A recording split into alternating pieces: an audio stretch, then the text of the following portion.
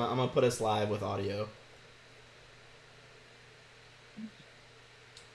Can take off our cute little picture that I made in MS Paint because I'm not an artist. All right, everybody, fucking welcome to the first episode of Signal of Screams, a return for the crew of the Solosia. So we got Flack, Koss, MK01, and Zashi. And Kavala hopefully will be joining us here in a little bit. Thanks to Drow, dropping a random item already. We'll get that in a hot second when you guys dock. But after the events of Against the Aeon Throne, you guys are like in great with the Stewards, which is like this intergalactic peacekeeping agency.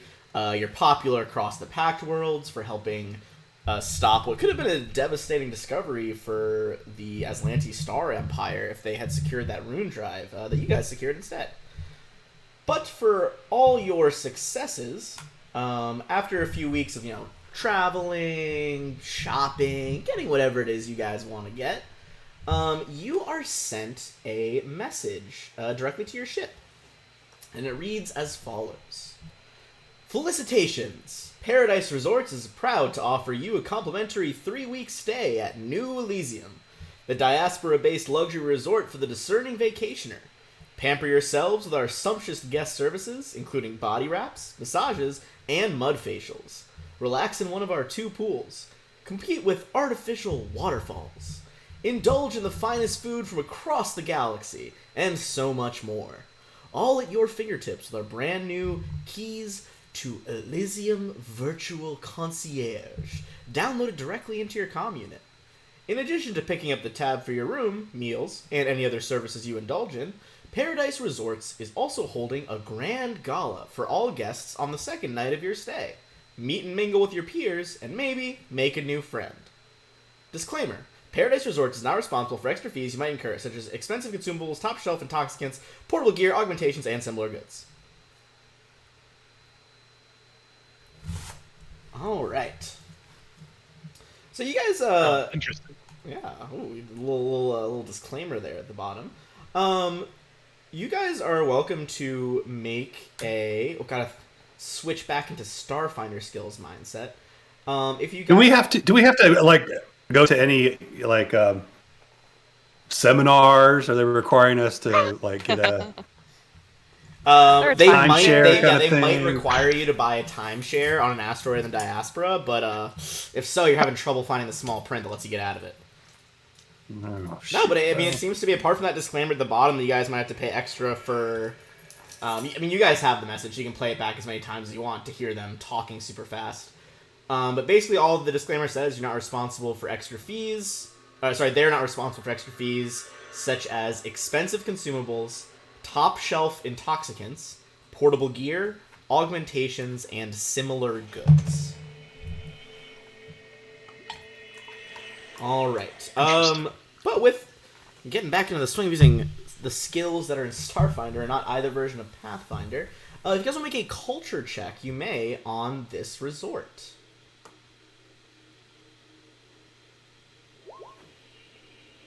Ooh, starting off strong, that 21 from Flack. Flack, our little Yosoki friend here, a little operative. Ooh, and MK, alright. So, I have a question. Yes, what is your question before I dish out some details on the resort? While they're doing that culture check, can cause kind of trace this infomercial to make sure it's not a scam. Just trace back to sender, the IP address and all of that. Herbalife the whole time. Give me one sec. Alright, yeah, I apologize for listeners if my audio is a little bit weird right now because I am currently streaming on a pile of boxes in my new apartment so I can get my desk moved in. Okay, I would say give me a computers check, from Koss there. And while you make that check, I'll tell you what you guys got for your, culture checks. Alright, so... You guys would know that Paradise Resorts is the parent company that owns New Elysium, this resort. They're the ones paying for you to go there. You guys would also know with that. We'll come back to that Nat 20 in a second. Cost, good lord. Starting off strong. Since Yes. MK and Flack, you guys both got over 20. You're gonna learn a little bit more. You would know that Paradise Resorts is a small corporation specializing in unusual vacation locations. The company owns several tourist centers, including Cloud9, which is like a floating campground in the clouds of like a gas giant, and Utopiana, a beachside hotel on Castrovel, the home world of the elves in Lashunta. Paradise Resorts has a good reputation among customers. It's moderately profitable. The company has a wide variety of partners that offer services and goods vacationers might desire while visiting the resorts. So, it's pretty common that you might be able to find some, like, merchants at each resort there. You would also know that New Elysium is, as the name might imply, it's a relatively new resort. It's built near an old mining location in the diaspora, which, as you guys can see on the map of the Pact Worlds here, is kind of this asteroid belt that separates like the inner worlds of the Pact World system, such as Castrovel, Akaton, Absalom Station, with the outer worlds. Your stay... It's kind of in the middle of nowhere. It's pretty in the middle of nowhere. I've always wanted to vacation in a hollowed out mine in the middle of nowhere. All right. I would say you would also know. I would say with the culture check, this isn't necessarily about the resort itself, but the diaspora is like an interesting place to start a resort. Like, there are wholesome communities out there that will build up on an asteroid, maybe like hollow one out, make a giant space station, try to terraform one. But this is also like pirate territory, like a mobile asteroid field. That's a lot of places where criminal activity could hide.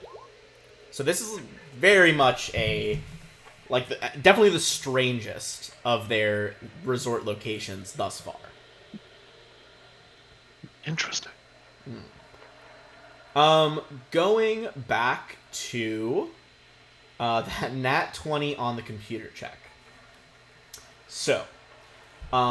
This invitation traces back. I'm gonna say with a 20, you kind of do like a little bit of like a counter hack here, following it back to its IP address. You know that this came from kind of their new social manager at the resort, one Philip Kalsner. It seems to be legit. It looks like he's making this big push to invite like very significant persons from regions all across Pact World space. So that this like debut of the Keys to Elysium, like virtual concierge service, kind of goes off without a hitch, hoping that maybe you guys spread the word about this resort and get other like paying customers to come as well. We're influencers. Yeah, essentially, like that's what he's hiring right now is a lot of influencers, including some of them are certainly like celebrities.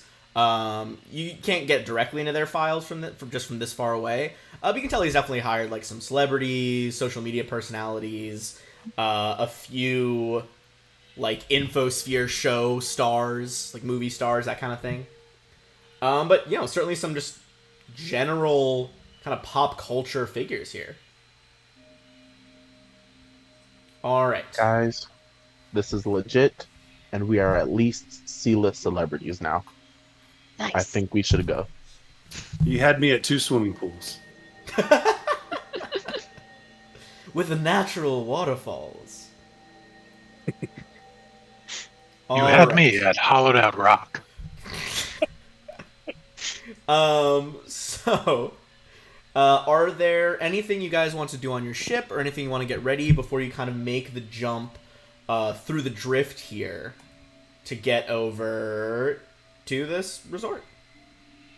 And the name of the show, you said The name of the what?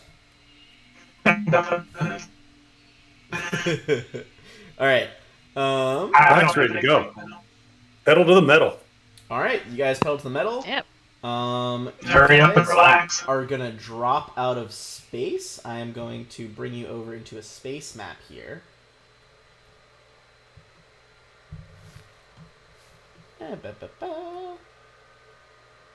All right. I'm going to drag the Celosia out. I believe everyone should still have control there. For those who haven't seen it before, I'm going to kind of pop it up again so people can see. Look at your lovely, sleek ship, outfitted with all the latest tech. And I don't think we settled it in chat. Did you guys decide to turn over the rune drive to the stewards or keep it? Yeah, I think we tell the stewards that was like it was destroyed accidentally, and we don't know where it is, and just keep it plugged into the Celosia. Hell yeah. In that case, there is still going to be chances, when we pull the table back up, that the rune drive might influence stuff as you guys do spaceship combat and things like that. I don't If know it if that's good or bad. influences but stuff to the extent Strap in. It's all like good stuff. so there's no Aslanti battleships dropping out of the drift on us in the middle of, No. It shouldn't be like that. Okay. Alright, let me get my table up for that. Oh, one thing I was going to say is, we all know now, we know Aslanti. We know how to speak Aslanti. Yeah, all of them. And that's not something that people around, the Pact worlds and stuff know how to speak. Oh, And so if we certainly. ever want to if we ever want to communicate sort of where nobody can understand what we're saying, we could speak Aslanti. Nice. That's a good Good idea. idea. Yeah, I mean, you guys remember how hard it was to find information on the Empire when you guys were kind of deep in enemy territory. Yeah. You guys were very successful at learning a language that not a lot of people know. Alright. That being said, as you guys drop out of the drift, you hear a distress signal. Over the, kind of staticky, over the active sensors you guys usually keep running on your ships, you hear, "Shuttle Goal Runner to New Elysium Security, we're under attack, requesting immediate assistance." The response is quick. "Acknowledged, Goal Runner, we're on our way, hang in there."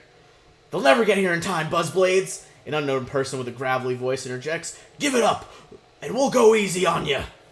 The transmission ends with, "Ha ha, woo!" Just like laughter and hooting from what must be other ships in the region. Go ahead and give me a culture check. I get a little extra bonus if this is a criminal underworld check. Would that be something I could add the bonus to, this particular thing? The Buzzblades are actually not a criminal element. There is criminal activity involved here, but that's not what the culture check's for. Gotcha. All right. I'll have to settle for a 32. Good God. All right. Well, Zashi, Nat 20, 32, and 27. Maybe you guys know in a more passing way. But maybe, I think with that Nat 20, Zashi, this is one of your favorite teams of the popular space sport Bruteris. The Buzzblades are the new champion of the Absalom Station Bruteris League. So this is like another local celebrity group that is on the way to the station. It appears that they have been waylaid by enemy ships. What was the name of the group? The team? The Buzzblades. The Buzzblades. All right. Koss was never a fan of them. He was more a fan of the dull hammers. I was about to say, I'm a big Rockworms fan, so we can just abandon these guys. That's fine. All right, I'm going to make this token a little bigger so we can see, but you see surrounding a light shuttle several of these very obviously pirate ships.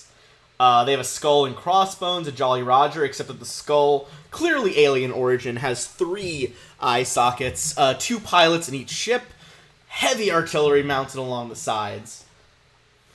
And I'm going to shrink them back down to 1 token.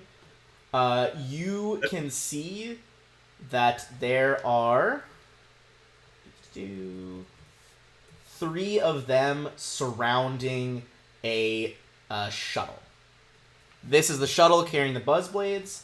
There are 3 raiders kind of circling and trying to disable the ship so that it can be boarded. All right. With that, we're gonna get right into some fucking moves here. Let's make some moves. It's gonna be Starship Combat. Oh god. Shit. We're gonna have to remember the rules. I guess we're saving the bluzz blows. All right. If you guys look at your journals, that's one of the things I attached. Was in the mechanics Okay. part. There's a Starship Combat. Yeah. Thank So, goodness. Yeah. Yeah, there you go. All right. So rounds and phases. First phase is going to be engineering, as well as MK. I believe you are ship mystic, correct? Yeah, magic officer. Or magic officer, yes. So engineering and magic officers are going to go at the same time. Koss, I assume you're still keeping it real in the engine room of the Celosia? If that is the case, we'll start with our magic officer. MK, what would you like to do here? I'm going to use my supernatural senses and a spark of divination magic to see my opponent's motion before it happens, giving me a split second to shout a warning to the ship's pilot, Flack. So I'm going to roll Mysticism, DC 10 plus 1.5 time the Starship tier Gotcha. to try to give Flack a +2 bonus on piloting. Good. And for those who remember, when you're piloting, if you get the better check, you get to go second, so you can maneuver however you want around the enemy ships. Yeah. Alright, so we got a 22. That is most assuredly going to beat the Diasporators, these are all, like, tiny fighter craft. What's that's a what's plus our, one? what's our +2? But what's our Starship tier? Is it I believe 7. those are- equal to? Oh, it's 6. We didn't upgrade it. It's tier 6. Yeah, tier 6 for now, Yeah. but we'll assume in between sessions you can upgrade it back to tier 7 there.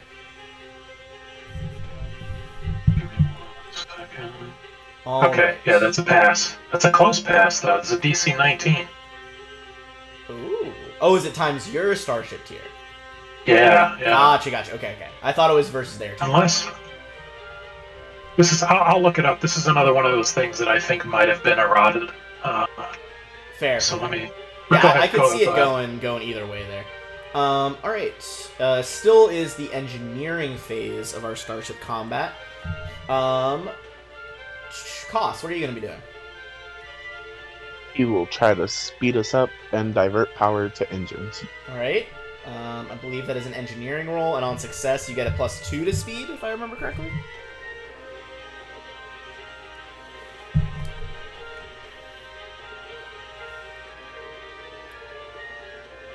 I mean, 25, I think that's certainly a success.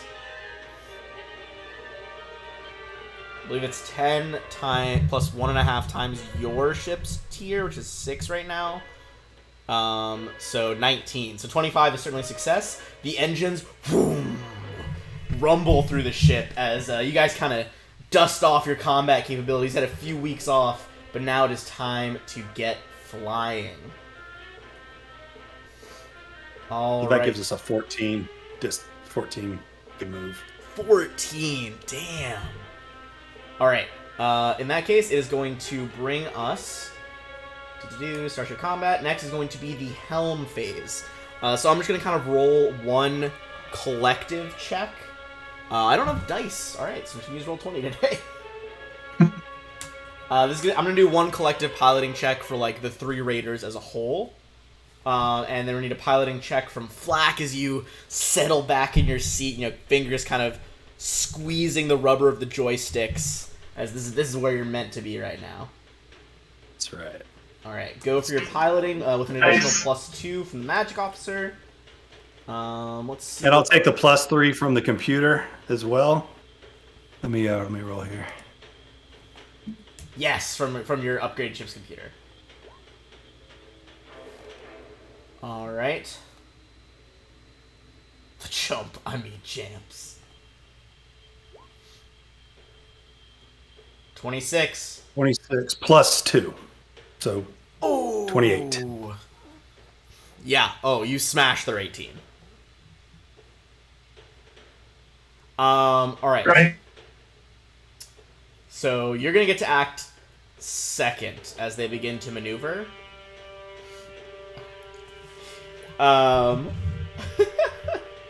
We fly in real quiet like.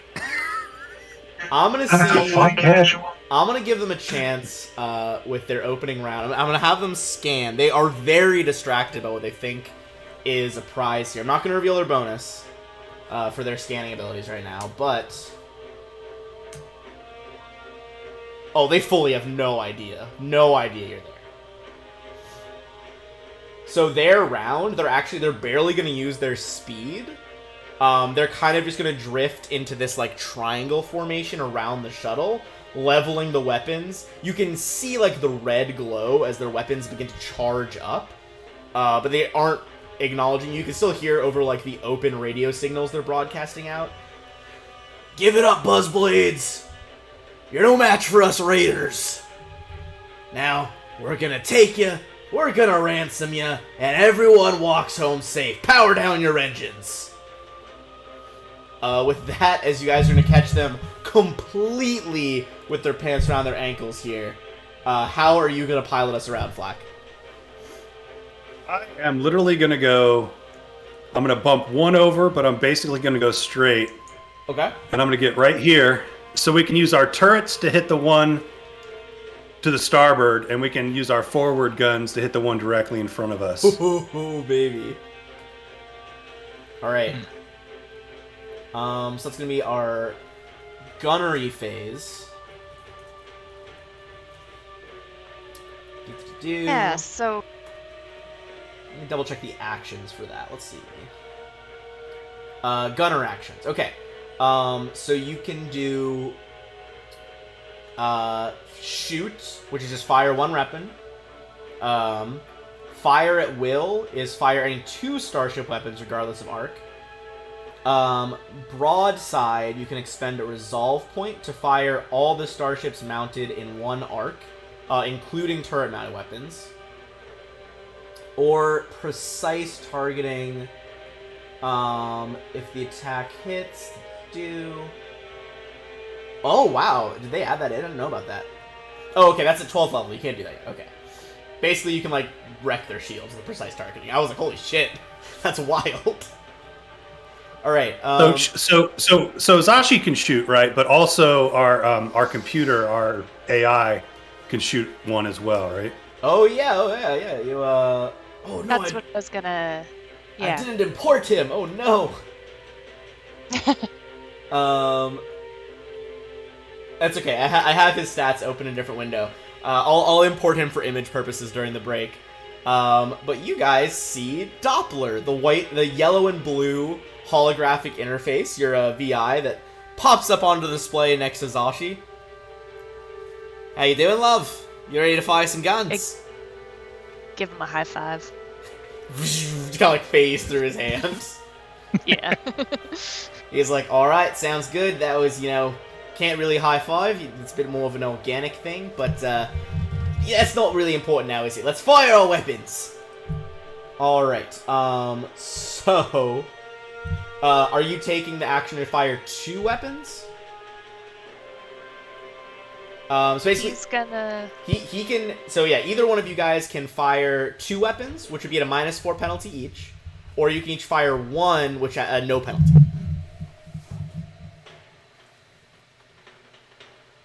I'll fire... Let's fire 2, and... Because we're set up so nicely for it.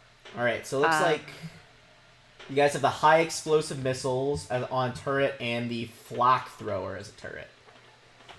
And then forward is the heavy laser cannon and the tactical nukes. Nuke 'em. So what do you want to focus? Do you want to fire the turrets and he'll fire the front ones, or vice versa? What are you feeling? Oh, then I think you guys also have an aft laser cannon, but that's not being used right now. Yeah, it's kind of wimpy. Yeah, fair enough. Sorry, say that again, Zashi. Which 2 are you doing? Turrets or forward? I'll do the turret. Okay. Cool, cool, cool. So that is gonna be a 2 rolls there. What is the roll for shooting? Science officer. Bum, bum, bum, bum. I'll show myself out. Oh, I'm blanking on which roll you make for that, for the gun. A D20. You can make it. You can make it from the Celosia sheet if you wanted to. Oh yeah. Oh, right. I forgot you did that. It should actually calculate it for you. I'm not counting any bonuses or anything that you have, but Where do you fire it from on the sheet? I see where it's like listed. I think you just click on the name of it, like high explosive missile launch. Oh, yeah, I can't do it because I'm not. Oh, I see. Okay. All right. So we're gonna roll with. And one of you can roll with a +3 using the computer, the aid. I thought you used that already. We have 2 +3s per round. Oh, okay. Okay. It does not want me to do that. Oh well. All right. Let me. Yeah, we had some problems with this sheet last time too, didn't we? I think like so. weird roll stuff. Okay, Yeah. I'm just gonna roll 2d20s. We got Doppler's bonuses up here. Alright, first one is gonna be heavy laser cannon on the top of the triangle ship. With a 13, that is gonna be a hit with his bonus, and then this is the tactical nuke missile launcher. That one's gonna be a miss though.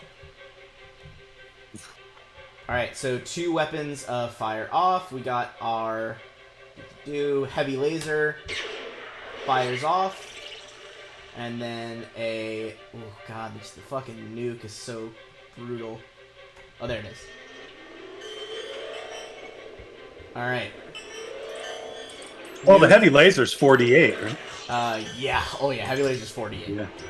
Alright, this is gonna impact his starboard shields for 8. Let's double check their shields. Alright, starboard has now gone down. The missile kind of boom detonates nearby, but manages to unscathe past their shields. Go ahead and roll your d20, Zashi.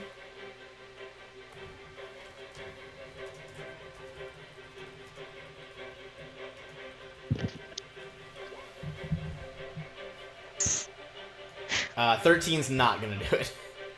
Yeah. We'll say that was for the first turret, then go for the flak thrower.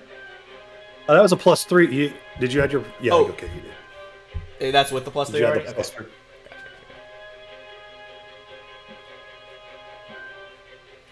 +3? And then one for the flak thrower.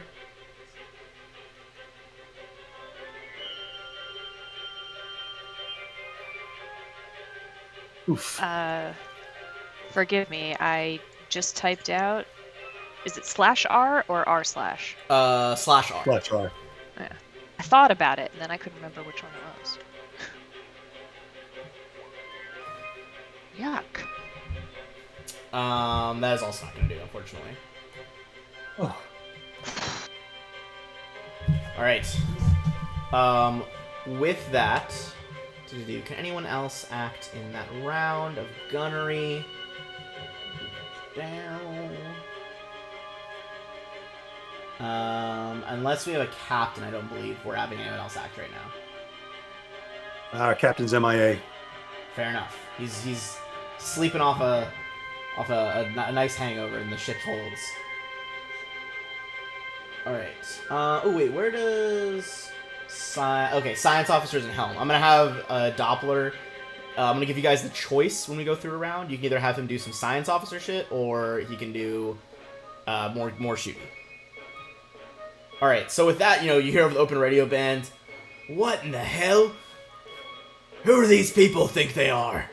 I'm gonna give them a roll. Let's see what happens. They don't recognize the Celosia.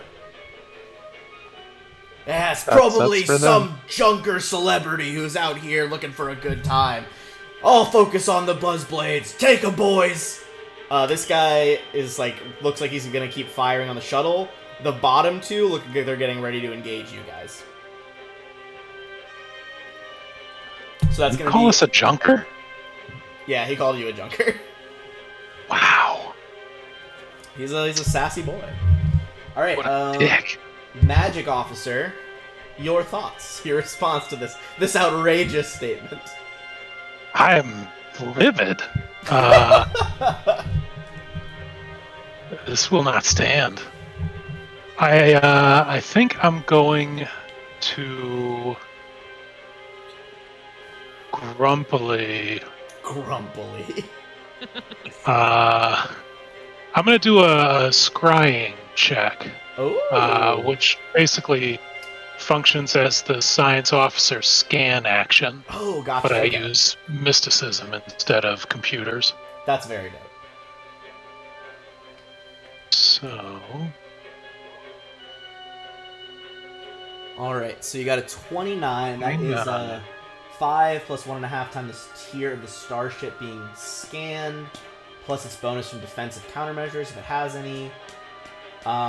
Believe it or not, these fucking backspace pirates don't have defensive measures. 90%. I was getting nervous. No, as you scan through, you're gonna get a few bits of intel out of this with a fucking 29. So let's. What do you learn for? So it's basic information, defenses, weapon, load. Okay, so you're gonna learn a fair bit about them. First of all, AC 21 is what you're aiming for here. Bush League. The Raiders, these are fighters, so they are modified to hold 2 people. But they're meant to be light and maneuverable, not necessarily overly healthy. So you think like a few solid hits once their shields are down, they'll blow up pretty easily. In terms of weaponry, they have no turrets. They can only attack forward and aft. So if you come up on their side, they can't shoot you. Their forward weapons are the more dangerous. They have a high explosive missile launcher and a light particle beam. The back is like a pair of linked flak throwers. Essentially, it's one attack roll for flak damage. In addition to this, you know that they have okay drift engines, some basic medium range sensors. Pretty much all the stuff in their ship, it's worse than what you guys have equipped to your ship. So, not even worth trying to shoot out like an engine to salvage stuff. They're not as good. No surprise there. I'll say that's about it. And yeah, as you can kind of see from the cockpits, there's two crew in each one. Yeah. I will relay all that to the crew. How dare they call us junkers? That's Some it. people just no have more Mr. no Nice class Guy. anymore. You That's see right. Doppler looks angry. He's like lots of equations are scrolling across his lab coat very rapidly. Hell yeah, Doppler. All right. Engineering. So, Koss, being someone who made toys out of scrap when he was younger, isn't as offended. That's weirdly adorable. Oh, damn. It is Now I pretty feel like an adorable. asshole. I mean, no, you can be offended. It's just Koss. Koss is in a different room. You don't know that he's not offended, and he doesn't know Koss that you're has some offended. old toys dangling from his wrench like a keychain. Oh, I like scrap. All right. Yeah. Oh, so what action are you gonna take as engineer, as our engineering officer?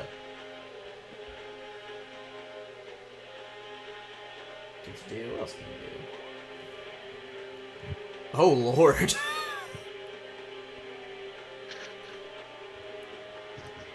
All right. Which weapon are you supercharging? The flak thrower. The flak thrower? Okay, the flak thrower turret. You kind of in the engine room, everyone else is up in the cockpit. You kind of use your wrench, but at the same time, lay your hand on some of the equipment, as you're like tightening down bolts, you see like not like an aura of magic, but like little racing lines of circuitry like going down the line.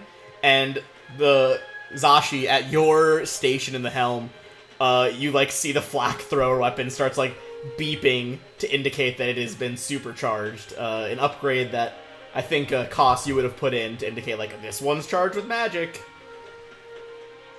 Yeah, it's like a tannish green weird mix. Like a light green light comes on. Oh, blow, get out of there. Lovely.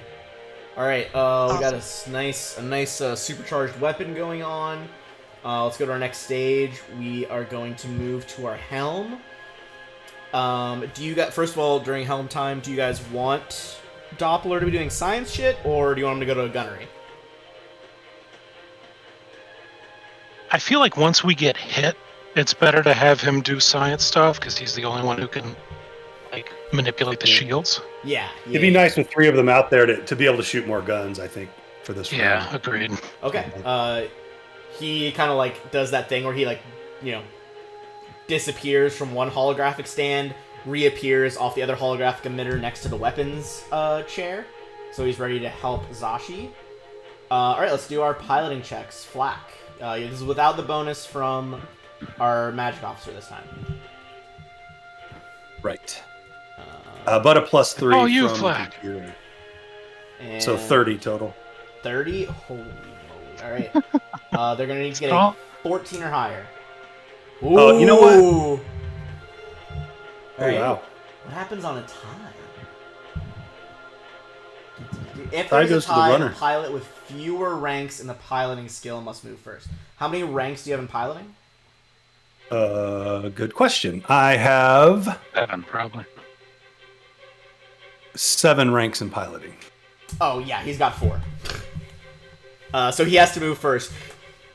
You think you both have, you make the same right technical move as you begin piloting. However, his is, been taught to him, and he's not as experienced as you. You have fought so much in space now that you are ready with, okay, I know this is how I'm supposed to do the maneuver, but I'm going to give it, a few more degrees on the joystick, because I know that makes it more optimal. And you're going to get to move after they move. Nice. It's going to suck for them, because they don't have any turrets. Black pulls out a cheese stick. Starts Pretty eating a little bit of cheese. maneuverable. Can this guy make it? 1, 2, 3. Yes, he can. Okay.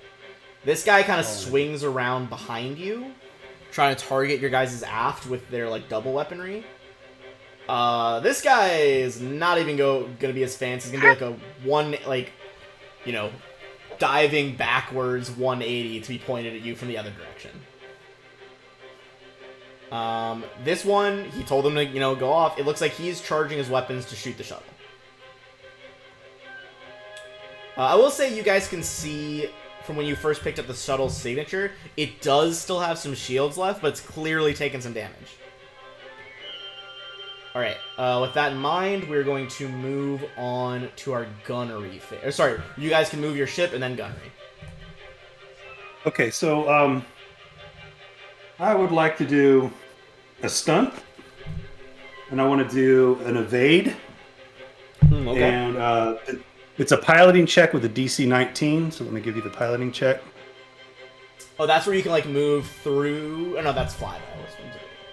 Oh, okay, I got you. Yeah, what it does is I move normally, but if I make it, I get an extra +2 to AC and TL. Gotcha. And for those who remember, TL is target locks. That's if they're shooting missiles and stuff that are tracking you. Right. So 34 Yeah. that meets the DC. It does succeed. You start jinking to the just left, right, do a barrel roll, all these evasive maneuvers as they're trying to hone in their weapons. You get that extra AC. And I'm going to move. Yeah, I'm going to move here, and I'm going to start a turn. So again, we have front weapons on this guy, and we Okay. have turrets on this guy. All right. So you would be shooting at this guy's forward shields. Right. Zashi, do you want to take the turrets or the front firing ones? Oh, Or do you just want to shoot one weapon without the penalty?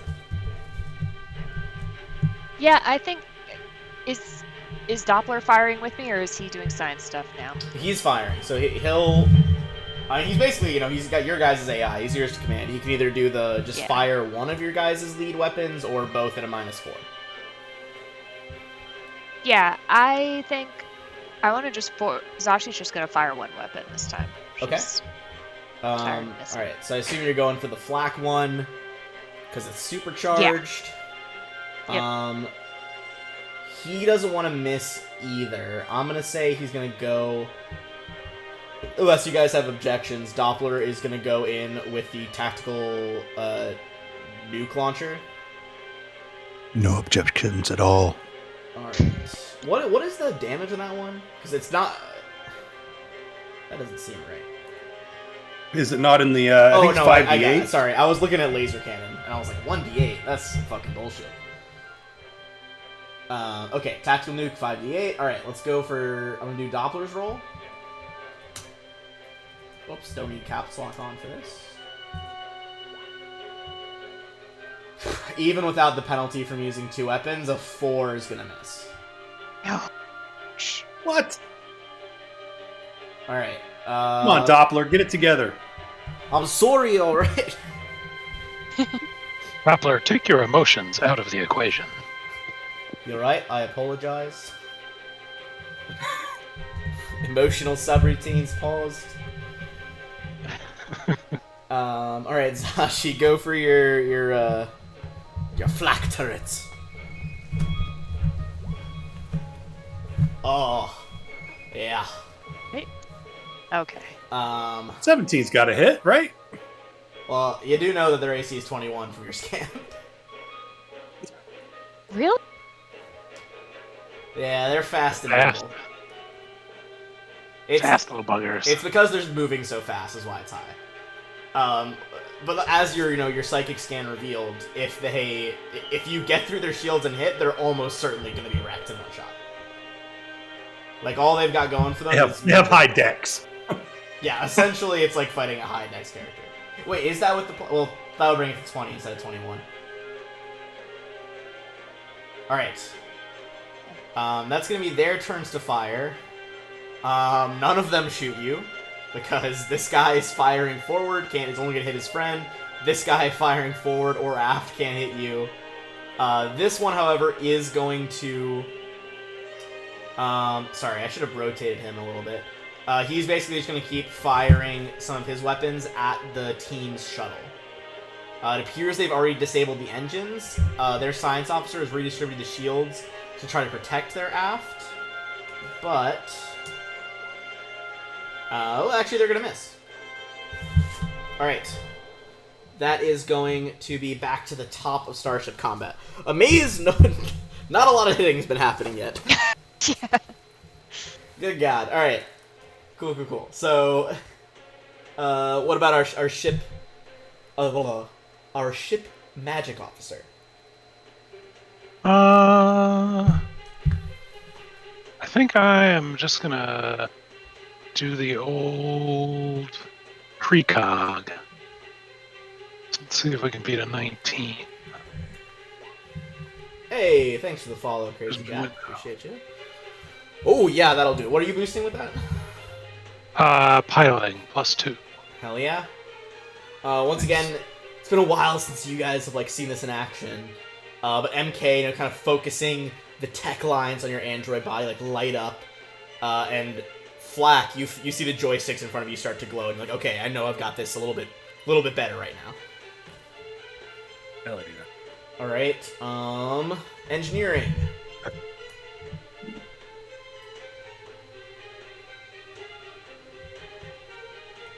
Us will divert power to something. Weapons. Alright, so diverting power to weapons. I believe that exceeds the check. So 2 times... It would be 19, so that does succeed. So if you send it to Starship Weapons, treat any die that rolls a 1 as if it rolled a 2. Gotcha. Okay. Zashi, this is time to shoot. Alright, it's gonna be Helm. You're versing these guys, you know, the same roll they had before, that D20 plus 16. But Flack, you're getting that extra bonus now. Yeah. Pretty good. That's 20 total. 29. Oh, that was a bad time for now one. They are gonna shockingly beat the 17. Alright, the green light. All weapons go orange. Like, you know, that all of them have this extra damage added. Alright. Which way do you want to pilot? Because you got to move first this time, Flack. Okay, I see them kind of flipping around, and I realize I've gotten a late start. Mhm. So I just want to hit the gas, and I want to take us. Let's see, 1, 2, 3, 4, 5, 6, 7, 8, 9, 11. I'm going to take us kind of away. Maybe I can pull them kind of away from the shuttle. Okay. And I'm just going to kind of turn around during that move as much as I can, which I think I can only go there. So that's where I'm at. Yeah. Okay. They're going to be following. Kind of blow past this guy, who seems a bit annoyed. Now that he's disabled the engine, he's like, alright, enough of this! Focus fire on that one! So he is going to just kind of turn and only go forward just a little tiny bit. The others are trying to converge on you. This guy's gonna have to make a check. Oh no, he can maneuver that. Okay. Oh, I forgot to do my evade roll. Sorry. Oh yeah, do your evade roll because they're all gonna shoot.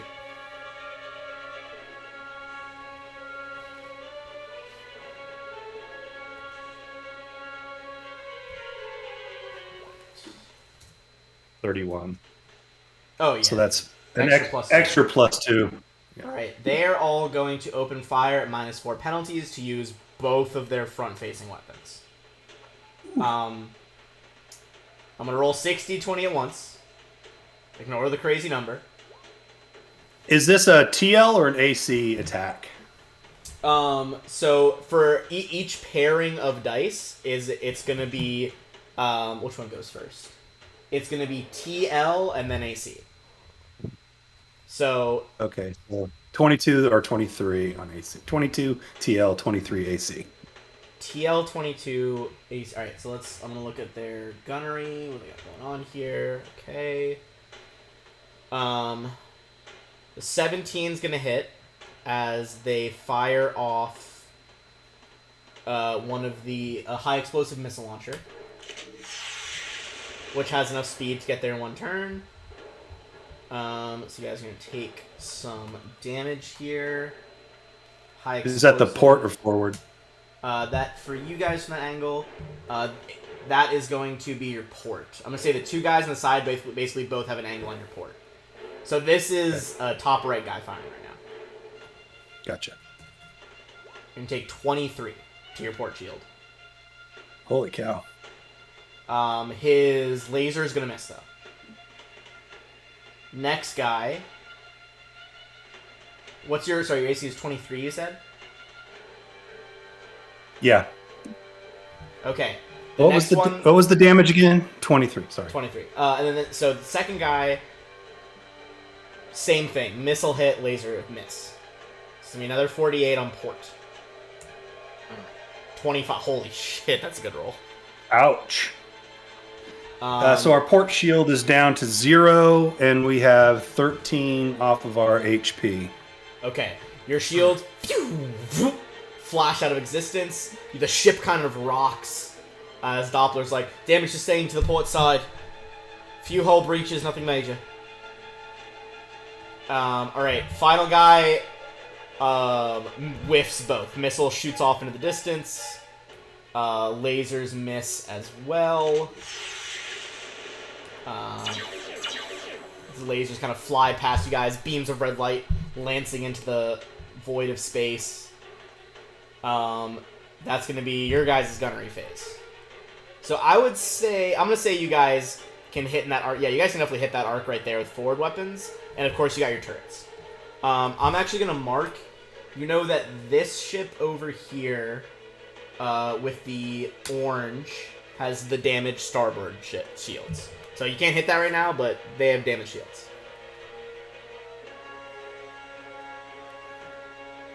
So what are you guys thinking for gunnery? Which one? feel like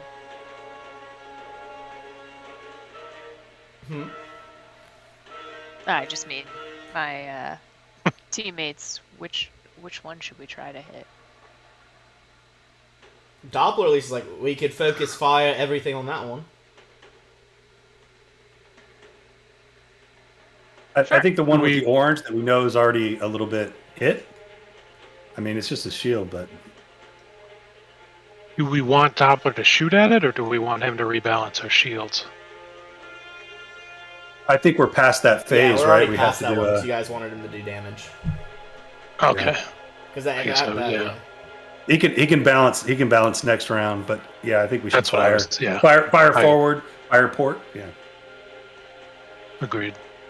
Alright, so opening up, so you'd only be able to hit with turrets on this side. You want me to take a turret then?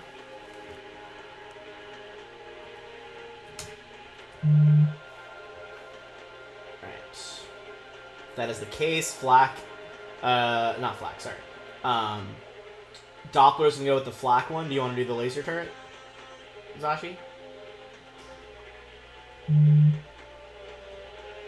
Hello?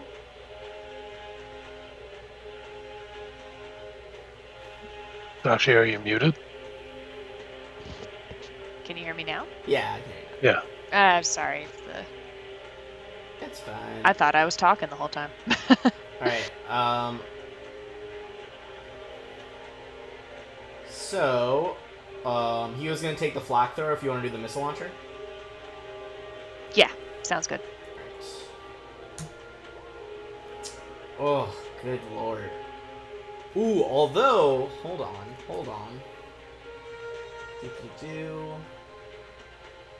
You guys have the rune drive, so I'm gonna see if you can get a bonus here, because you guys have been fighting for a bit.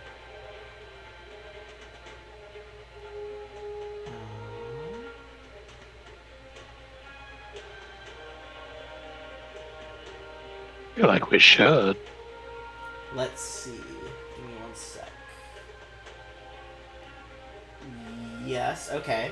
So, there should have been adequate time now for the rune drive to kind of spool up. I'm having trouble finding the table. But go ahead, we'll say it because since it's Zashi's turn now. Zashi, give me a D100 roll. Black puts a quarter into the rune drive slot to get it going. I got next.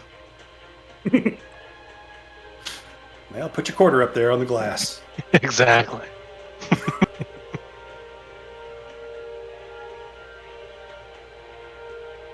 Alright, 95. Hell yeah. Good. That's gonna be good. Alright, so the rune drive. Sorry, I'm just. Oh, here we go, okay.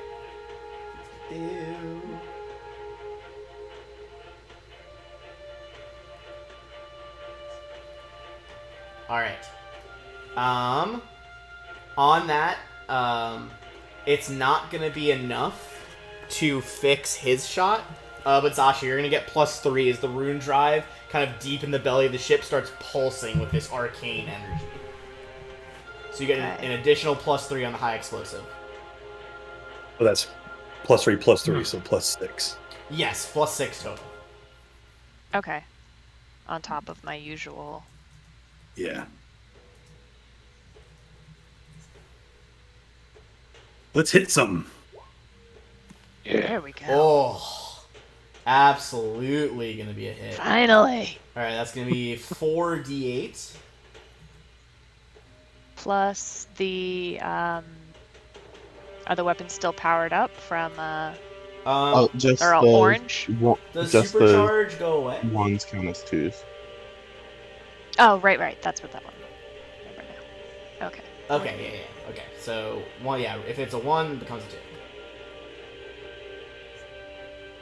No ones. Oh, No ones. so you guys didn't scan this round. However, this dude redistributed their shields. So that, he actually just did the thing where it evens all of them to the same amount, which means you smash through his forward shields, damaging the ship. It looks like pretty much any hit's gonna blow this one out of the water. Nice. Nice. Missile kind of launches through, there's like this big explosion, and like the fire is like briefly held back by the shield before like whoa, rips through. You can see like the lead cockpit is like cracking as they look a bit panicked. Alright. So 1 is almost destroyed now. We're gonna go back to Magic Officer. I really like going first, so It's fair. I think I'm gonna do precognition. Big money, big money. That beats a 19, so Yeah, that's a success. So plus it's a- 2. Alright. Once again, MK kind of like closes his eyes, like concentrating. His purple flares of magic light up the cockpit. Flack, you are empowered to go. Alright. I feel it. Engineering. I feel it flowing through me. His androidy feelings, his android vibes. Bleep, bloop. Hey, does a vibe check? Yeah, what bonus do I have to vibing? Okay. What are you doing down there in the depths of the ship near the rune drive and weaponry? Cost, sorry. Yeah, we're going to add more magic to the ship. And he's going to use his second first level spell. His last first level spell at that. Oh, fuck yeah. Nice. Sasha, I'll let you pick which weapon you want me to supercharge this time. Yeah, Zashi, what are you feeling for a supercharge this time around?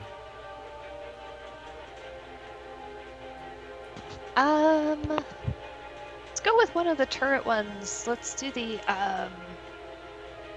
which one did I just fire? The high explosive Missile launcher. Yeah, okay. Let's do that one. That one starts blinking, that like light, green that Koss was describing as you like look down, without even having to like radio Koss. You're just like, oh yeah, this one is souped up. The next warhead is like glowing. That's not good. All right, that's phase 1. Helm phase. Pilot time. All right, enemy raiders. It's gonna be a 29. So it's 21 plus 5, so Plus 26. 5, 26. I still can't find exactly how often the drive activates, so we're just gonna have some fun each time. Give me a do 100 roll on yours. See if it can power the rune drive can power you up a little bit here. D100? Yeah. All right.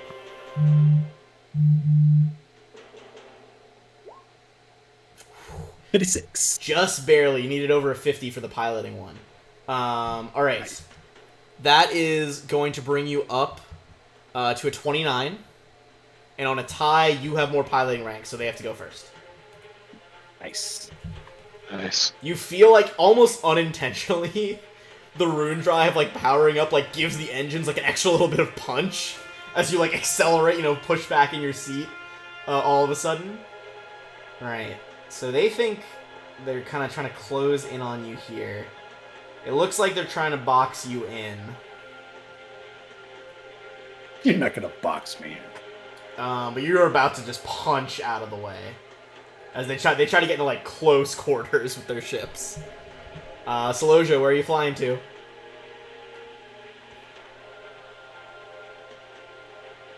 Okay. I'm going to do my evade. Okay. Let me roll that. Yeah, go for your evade roll. 37 evades. So I get my Sure plus fucking 2. And then does. I'm going to do I'm just going to 1, 2, 1, 2, 1, 2, and I'm just going to do sort of a loop around. Yep. And try and get myself in that same position where I can hit one with forward, and I can hit one. Now we can hit one with starboard on the turrets. Oh yeah. Okay. Excuse me, port on the turrets. So you're going for forward on this dude and turrets on this guy? Yes, but I think I want to go. Excuse me, I want to go the other way because our port shields are low. So I want to flip around. Sort of. I will say, as part of this check, do you want him to rebalance? You know what? Yeah. Why don't we do that? Why don't we have him do the rebalance where it goes? It evens all around. It just evens and I'll do the move I was thinking of originally. Okay, yeah, and I'll do the move I was thinking of originally. Computers check. Can shift shield or... Okay, so you guys have 30, 60, 90. You have 105 shields total across the other areas. So we'll do 26 port, starboard, and aft, and 27 forward. Gotcha. All right, I'm changing on the sheet right now, but yeah, let me... Oh, okay. I was just doing the same. 1d20... Oh, his computers is way better than gunnery. So the shields kind of like... The shield emitters on the ship kind of readjust their alignment. They kind of like little satellite dishes. And the shields encase your entire ship once again. As always, Doppler's got your back. And port and starboard. And port and starboard. I would laugh, but you told me to turn off my emotional subroutines. So I'm just gonna give you an imaginary handshake. Alright, alright, so that's gonna be... Unless you have any other moves, it's gonna be the gunnery phase. Do it. Alright. So we know that this dude is like one shot, so potentially... If... It depends on what two guns you want to fire. But at least, like, one gun might just take this dude out.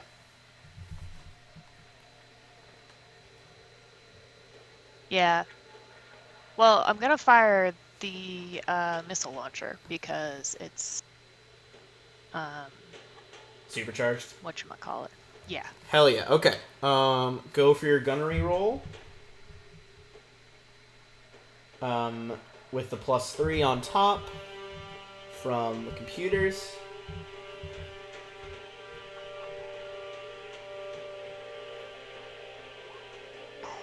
Wow. Oh, Garbage rolls tonight. But that is a missile launcher, so it's versus TL. Their TL is 19. Nice. Because their AC is 20. yeah, it hits. Alright, so roll 4d8 plus what, 4d6? Is it 46? Nice. Yeah, I think it's 40. If it is... Wait, okay. The attack It's a deals single target, so 4d6 46. additional damage if the weapon is a single target attack, which this one is. Alright. If I typed that in, right? A hit. A palpable hit. 22. These guys, not very smart. Their science officer, just a dude, really. He tried to redistribute the shields again. So 22, the shields flare in like a silvery blinding light, and then boom! The missile rips through them, detonating against the hull. The first raider goes down. Nice shooting, guys. Okay. Way to go, Zashi. Alright. Yeah. Yeah, you were just doing a single fire that time, right? Yeah. Okay. Alright, in that case, we're gonna go back to the top. I will let you know these guys are pretty cowardly. If you can kill one more, they're probably gonna flee. Or at least try. Bail. Dude, bail. Alright, sorry. Like says, not they might try and run. Make sure we kill them before they run. Brutal. You hear one of the... You hear one of the Buzzblade players of the Brutaris team be like, "Damn, did you hear that guy? Fucking harsh, man." Like, I know they're trying to blow us up, and it's like, Kaz, they're trying to blow us up, dude. Like, who cares? We got you guys. Don't worry. It's the Solosia crew. All right, hold We're on. here. Hold on. I'm gonna give these dumb as bricks. They're very stereotypical, like dumb football player stereotype, essentially. Nice. Hey, now, But careful. hey, they have a +1, so 15 to their culture. They're like, you hear what sounds suspiciously like one of them slapping the back of the one called Kaz's head. He's like, "You idiot, Kaz! It's a fucking Solosia! They fucking fought off like the whole Aslanti fleet or something!" And the other one's like, "No, you idiot! It was a space dragon!" Whoa! Yeah, dude. you was just hear both. Kaz go, "Whoa." Okay. Both at the same time. What are you doing for ship mysticism, MK? For magic officer. I keep calling you mystic, but that's just your class. Yeah, don't be classist. I'm just gonna keep doing the piloting check. Okay. 'cause that one time we didn't go first, kind of got lit up. They did. Close. Ooh, I yeah, don't like that one that. was much closer. But that does do it. Okay. Right. Engineering. What are you feeling down there? Again, he's gonna talk a little bit. When they mention the space dragon, he's gonna look in his room like, were they talking about Grub? Grub's not a. Okay. Hey, can Grub shoot a weapon? Hold on, I think I imported Grub's token specifically Put him in the for turret. this. Grub, you got thumbs, bud? No, he's a centipede. He's a space centipede. Oh, he's got We tons can of rig thumbs. something up. We I can rig something up. did purposefully upload this picture. He's got 100 Oh, that's thumbs. awesome. Wait, I don't even remember. How does he communicate? It's something Oh, weird. man. Is it telepathic? Yeah, like his He tentacles. can communicate telepathically only if you are also telepathic. Koss, are you not telepathic? Oh, whoops. Oh no, sorry. Okay, No. so he can beam his thoughts to you, but if you can't beam his thoughts since he's blind, he has to rub his tentacles over your mouth to read your lips. Oh. You just feel like this little like the tentacles that start just like rubbing Koss's face and squishing his little cheeks around, and in your mind you just hear like, "Grub is not dragon." What species is that? I don't even know Bro. if they ever. I don't think they listed it in that book. He was just like Oh. an unnamed species that the Aslanti caught like light years and light years away. Grub He was never defies supposed to be a part of classification. anybody's crew. Oh God, no. His fucking name is Grub. Oh, I forgot. That's not even his name, but he can't. There's no words That's for his Mr. Grub. name, so these guards just called him Grub. We're gonna say he's less Also- intrusive and like focuses on my vocal cords and not my face. That's fair. That's fair. Yeah. I will Vibrations. say I forgot about this. He is big enough that he can carry a medium creature or two small creatures while moving. Oh my god, we Oh, could ride so him into he can carry combat. flak easy. Yeah, yeah. If he carries just flak, he doesn't even get a penalty to speed. So Flak could ride him into combat. But you're gonna need a still suit to get on. But- him, so. But Grub is squishy, so I'd prefer not. Yeah, he does not have a lot of health. Surprisingly, the On second unarmored thought- worm does not have. He's not a bastion of health. Oh, we gotta make him some barding. We gotta make him some We need to worm give him an barding. Aztec suit. I mean, if we want to stop at Absalom Station, I'm down. Just full reverse, just I mean- drift, jump straight back in the drift. How much time down before we came out here? We'll see how much spare money you had after Starship Combat. We'll see. Yeah. All right. Sorry, I forgot about Grub. That distracted me. What do you want to do, Yeah, Koss? we're As you look over okay. at Grub? I didn't mean to cause the distraction. I'm sorry. No, you're fine. It was funny. No, He's gonna That's keep fair. diverting power to weapons. All right. Okay, yeah, so they get to roll the ones become twos. That's a success. I believe you described them all as you change the lights to orange. The weapons all start flashing orange. Yes.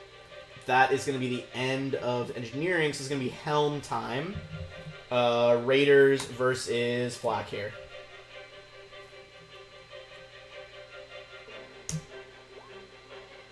Oh no, that's 20 total. Yeah. Oh, 23.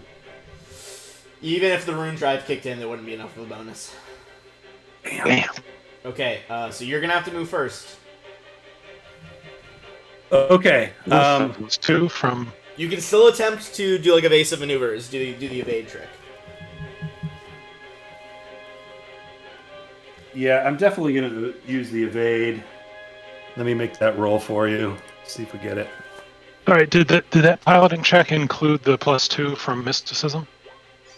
Yeah, 20. It would have been Yeah, it would've 23. been 23 with the +2 than the +3. Oh, well, at least you do succeed. You smash the check for evade. Yeah, and I'm going to. I figure they're pretty fast; they can catch up. But I'm going to take as much distance as I can. Again, leading them away from the shuttle. Okay. 1, 2, 3, 4, 5, 6, 7, 8, 9, 10. And I'm going to take it all the way over here. All right. And I'm kind of. I think because of how I did it, I kind of have to be facing a little bit away because I didn't turn. I went pretty straight. Yeah, I don't think you guys have perfect maneuverability. No, it's only 2. Yeah. That's one of the advantages of these guys is they have like perfect maneuverability, so that's why they're like darting around so much. They're basically fighters. Yeah, no, that's literally like X-Wings. their base thing is instead of like an actual crewed ship, they're essentially just two-person fighters. Yeah. So Tomcats. like a tie bomber or something. Yeah. Okay, so they are. Let's see. Evacuate? They're just gonna like line up with their maneuverability for shooting at you from multiple angles. This dude's gonna come over here to try to shoot straight down. Alright, cool. So, do you want Doppler to do some science shit, or is he firing guns? I'd have them fire guns because we already balanced the shields. Okay. Yeah. Alright, in that Why case, are all guns? we're gonna go to gunnery. Well, what other science officer? There are other actions he can do. Yeah, I mean, okay, so he can balance shields. He can scan, which you did the equivalent with your magic officer stuff, but he can do that as well. He can target specific systems on an enemy ship. As long as you guys have sensors, which I believe you do. Basically, that means that the next attack made by your ship that crits scores a crit on a 19 or a 20. If that attack deals critical damage, it affects the chosen system. You can also do lock on, which spend a resolve point. I believe Doppler has 1 resolve point right now, maybe 2. And if he succeeds, he gives a gunnery officer +2 to hit. And then finally, he can't do the last thing because he's not that powerful yet. So Yeah, I think we on- just have them shoot. Yeah, okay. Up to you guys, but I think we just have them shoot. Yeah. All right. Light them up. In that case, let's do. I'm gonna say Saloja gets these shots off. So, are you targeting one turret at each, or both turrets at the same dude? If we take out one more, they'll run away, right? We think. You feel pretty confident. I mean, these aren't like hardened. You know, you guys are pretty used to fighting like the Aslanti Star Empire, who's like to the last fucking man will fight. And these guys they're opportunistic pirates. You know, they don't care that much. So yeah, let's cowards, put both Donnie. guns on one guy. All right, you want to go top one or bottom one? Neither's been hit yet, right? No, neither have been hit. Bottom one. All right. It's his unlucky day. We'll say you guys go for his forward shield there. Which gun are you firing? I'll just fire the opposite one. I'm gonna do the missile launcher again. Alright, I'll do flak. That is like the 4th time he's rolled a 3 to shoot something. All right, I've Flak's gotten gonna a miss. bunch of 3s and 4s too. All right, well let's see if this one's gonna be better with the missile launcher. And you do get your +3. +3 from the computer. What's it? Yeah. Right. Okay. Yes, ma'am. Goes. Yeah. Mm. 2. Brings it up to 7. Oh, he already has the +3. Yeah, that's not gonna hit. Some unlucky rolls this Starship Combat. You know, we've Rolled been mostly under a 5. hanging out. We haven't been doing anything. Yeah, We're kind it's- of rusty. We're Yeah. rusty. We've been chilling on Absalom Station for. Fair enough. All right, let's take it from the top then. Magic Officer. I think it's just going to be another precognition check. Okay. MK just loses himself in the lines of code streaming down the screen in front of him. Hell yeah. With a 28, that's going to be a +2 to piloting. All right. Beaching. Cool. Then engineering.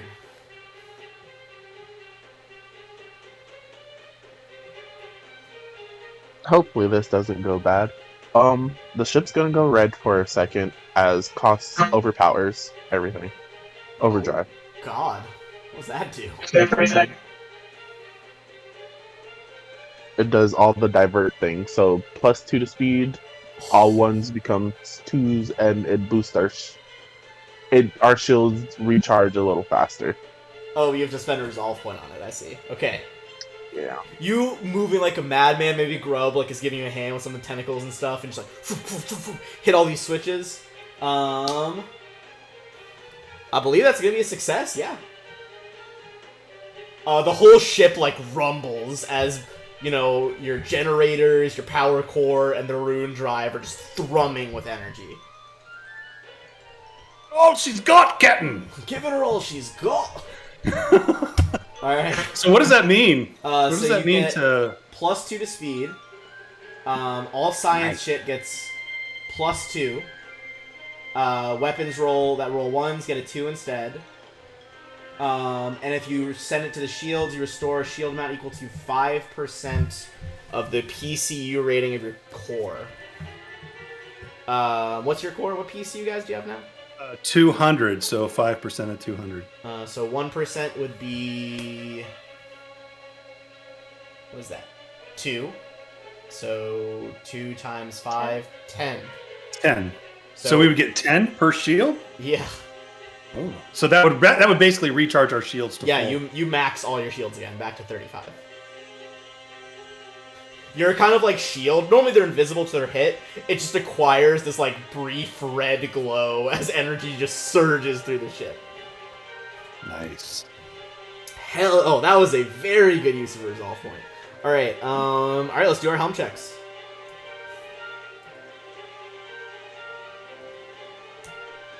Oh, they did a bad roll that time. That's +5, so 28. Yeah, oh, you smashed them. All right, they're gonna have to go first. All right. Nice. They're trying to line up shots, but they don't have turrets, so basically if you can get out of their line of fire for the front, they're not going to be able to fire anything. This Yeah. guy's just going to get all up in your grill. Alright, do you want any science officer stuff, or is he shooting? Alright, let's have him shoot. Alright, in that case, Saloja, how do you want to maneuver? Okay, I'm going to do some counting here. Hold on. Go for it. Love a good count. And I have an extra +2. So Oh, you got that So extra I've got- speed. yeah, I've got forward guns on the guy here, and starboard guns on him. Oh, I mean, And you I will, guys- I will roll an evade. Oh, okay, as yeah, well. yeah. Go for your evade roll. Oh yeah, smash. Yeah. Not that they're going to be able to bring guns on us, but just so we have it. Doppler kind of reappears next to Zashi. Should we fire everything? Well, Yeah. Alright, you want... Oh, God, Australian's hard today for some reason. Boy, It's true, it's a tricky one. Do you want the front guns or the turrets? Do the front guns. Alright, I'll take the turrets. Let's not So roll. we're doing both of the fire at will, where they each get a -4. Yeah, every attack gets -4. Come on, Doppler, let's not Okay. roll like shit this time. Roll good, roll good, roll good. Gobbler. Oh, Gobbler. there we go. Okay. Okay, 14 will pull it off. Nice. Cool. So that was his second roll on the front one, which means that is not the heavy laser. That's the tactical nuclear missile launcher. As your guy's nuke alarm goes off.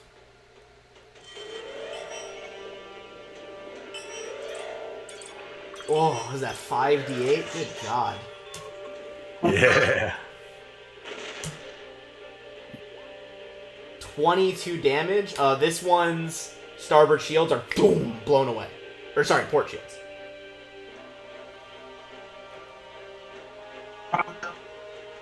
Alright, you can either fire your turrets at this guy as well and just like double down on one dude, or fire them over here, Sashi. Up to you. I will say he's got no shield on that side now, though. Yeah, fire at him. Alright, Because I saw that first one land, I guess. yeah.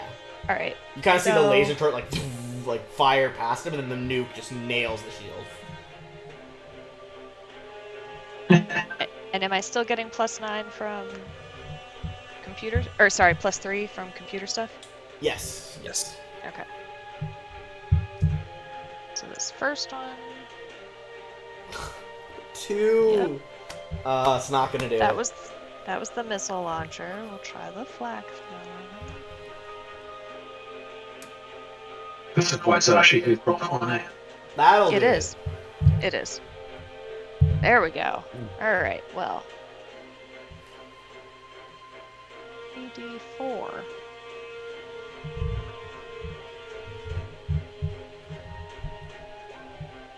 Wow. Oh my God. Are you But that's kidding twos, me? right? They're all 2. They're Yeah, all those are twos. twos. Thank Oh my goodness for God. that. The Let's flak keep my kind of extra shreds three. some of the metal. You see atmosphere leaking out of the ship, but it is still standing. Jesus. That's happening. That I think roll 20 Sashi has it punches out the for wall. Zashi. Apparently. yeah, Zashi just punch the console. Doppler's hologram like flickers for a second. He's like, "Whoa, easy, easy." Percussive maintenance. I forgot about percussive maintenance. All I right. want percussive maintenance someday. All right. Can Cost teach it to you? I Is that a feel I thing? feel confident. That would be so funny if you taught her percussive maintenance. All right. I feel this might be the last round. If you guys can finish off the injured one. All right. Back to the top. You precogging? You know it. All right. Go for it. First is worst. Ooh. Skin of my Android team. Close, but that's a pass. That was close. Cost. What are you doing? This is the 7th round, by the way. I fully did not expect this to take this long. Yeah. Nobody's been These hit. guys are hard to hit. Tough. Yeah. Yeah. Roll 20 hates me. It's not roll 20. Do you say that? You just spent a little too much time relaxing at the station. That's all it is. Trigger fingers rusty. But we will divert Wait, power. is this round 7 now? This is round 7, yeah. Oh. Yeah, power. Then this is the round then. Give me 1 second. I thought it was What? round 6. Wait, what? What's that mean? Is that a good the round You or a see bad speeding round? towards you guys is a new ship coming from the resort. Ooh. Oh, is the Spiky. other guys, they... Do they look friendly or do they look? You Okay. hear over the radio as they begin to approach. You just hear like a very proper voice. It appears to be the same voice You heard earlier when they said shuttle Goal Runner to New Elysium Security. This is the New Elysium Security. A message arrives. One of the ship members, they're wearing like a very smart, much like the ship, this kind of like gold-plated uniform. And it's like, guest vessel, thank you for assistance. This is New Elysium Security, Ship 1. Sentinel 1. Please proceed back to New Elysium. We will handle the situation from here. You hear like the pirate again, it's like, rot on that rock, maggots! May you join your mates what haunt its innards. Alright. We are still gonna do this last round though. So you succeed. Yeah. Yeah, screw them. And engineering. We're not letting them get our wins. We got Yeah. Yell Steelers. Alright, engineering, what were you doing? I don't know. Cost is conflicted now because he was gonna do weapons, but now he's thinking engine, so he can go help the champs.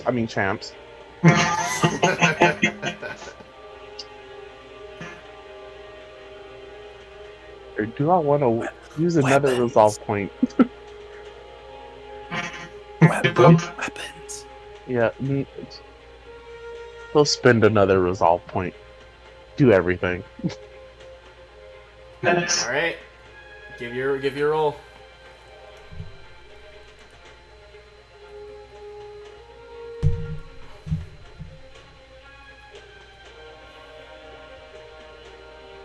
The whole ship, boom, get that red glow again. Red lights start flashing, electricity thrumming, everything's powered up. Alright, piloting checks. Here we go. I will say you can kind of hear, I'm saying without a sense mode or anything, the pirate did sound kind of nervous as this ship jumped in, so I'm going to give them actually a penalty to their piloting here. And you beat them, right? Because that 22 has the extra bonus on it.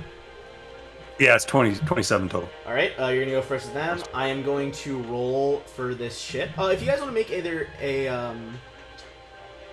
I would say an engineering check, or perhaps a culture check. See if you know about this particular brand of ship. Oh, 30's gonna do it. So Flack, you could relay this to them if you want it. Cost, you're gonna know this as well. This is a Ringworks Sentinel ship. They are typically bought from the Sentinel Company to defend space stations, larger vessels, or asteroid bases. They don't have a drift capability. So they're basically just fighters that are, go back to one home base. You know that they are also a reliable workhorse due to their gravity gun, which can either bend ship metal or, move other asteroids out of the way and get rid of harmful space debris. Okay. But you would know it's a pretty powerful gun. Nice. Alright, with that in mind, I gotta roll their piloting check. Sorry, what do they have? Alright, they're a little bit better than the pirates. Boom.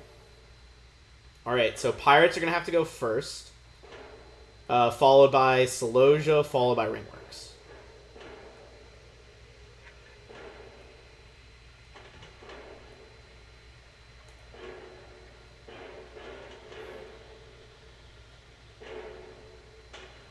Alright, the one going towards the Celosia is going to attempt a flyby to go over you and then target you with aft guns.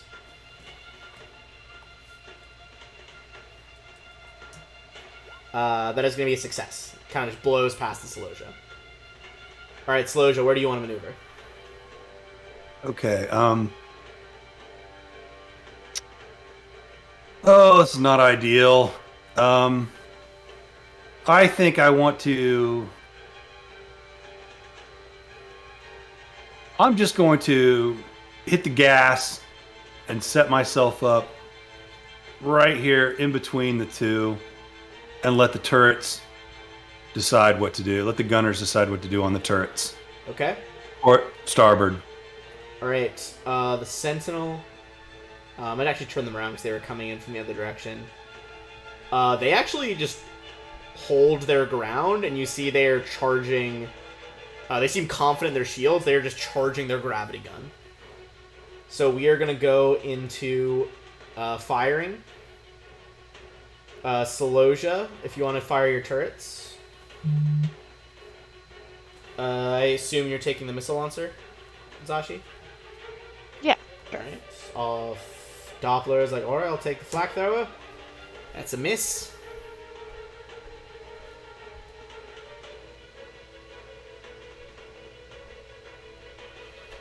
But hopefully the missile launcher. Oh, 15's not going to do it. God. But the Ringwork Sentinels are... Actually, they're smart enough. They know that, that guy's shields are down, so what's their maneuverability? Because they would maneuver around and try to get a shot as well. Oh, they got some maneuverability. They are going to fire their gravity gun.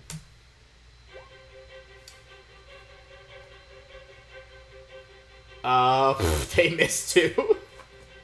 Jesus, this is ridiculous. Alright, I'm gonna have them though, because they are known by the pirates. They are going to make a check to try to intimidate the pirates to run.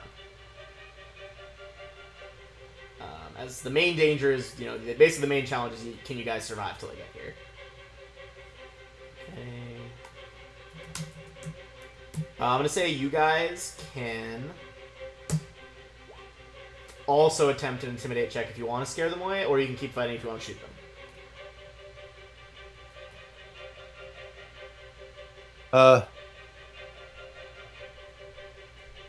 I mean, they're Yeah, just pirates. I'd say we try to scare them off, right? The DC is 21, so that is a success. You better go. The crew of the Seleucia's here. The gruff voice, like piratey one, is just like, I hope what haunts that rock gets all of yous. And they're turning to run. You better run. Alright. With that, as they flee, so first of all, okay, you guys get a little bit extra XP because they didn't destroy the goal runner. Everyone is gonna get. We are starting at base XP for level 7. So if you had like a little bit over, we're not gonna do that just because it's meant to start at at level 7, you know. Oh, okay. But you guys are gonna get 6,400 each. What is the base? I will have to look that up. We're gonna do a quick. How long do you guys need for a break now? 5 or 10 minutes? 10 minutes would be good. I gotta put my daughter to bed. Okay. Yeah.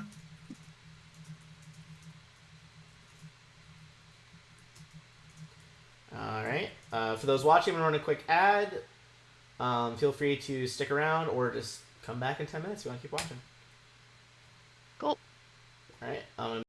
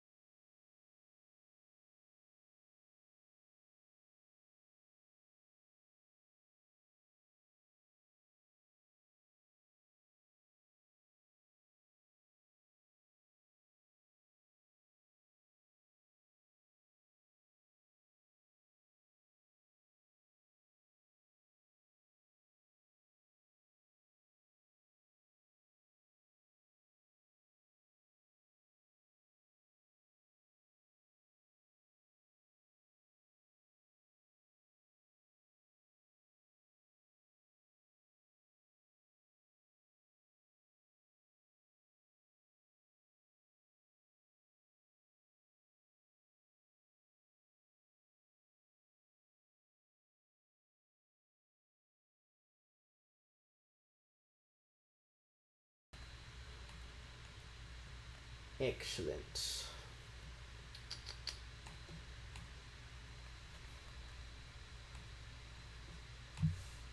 All right. So, as this battle kind of winds to a close, pirates are flying away. Do you guys say anything to New Elysium Security or the Goal Runner?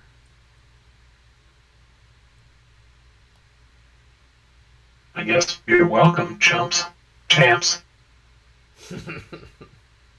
It's got a good one-liner. I don't know. That sounds pretty good. Fair enough. I had something for this. So a little housekeeping. So 23,000 plus our 64. So we got 29.4. Everybody has 29.4. XP? Yes. I believe so, yes. Okay, cool. Man, we were so close to level 8. I know. Well, the Found chumps, the monsters. you hear the mic kind of like wrestle away from the rest of like the players, and you hear a different voice, more kind of female, more like serpentine voice. And she says, she's like, "We're not chumps. We are the champions, the Buzzblades, and you will show us respect. Although I must admit, I am impressed by your courage and strength. Give me a culture check on who this might be."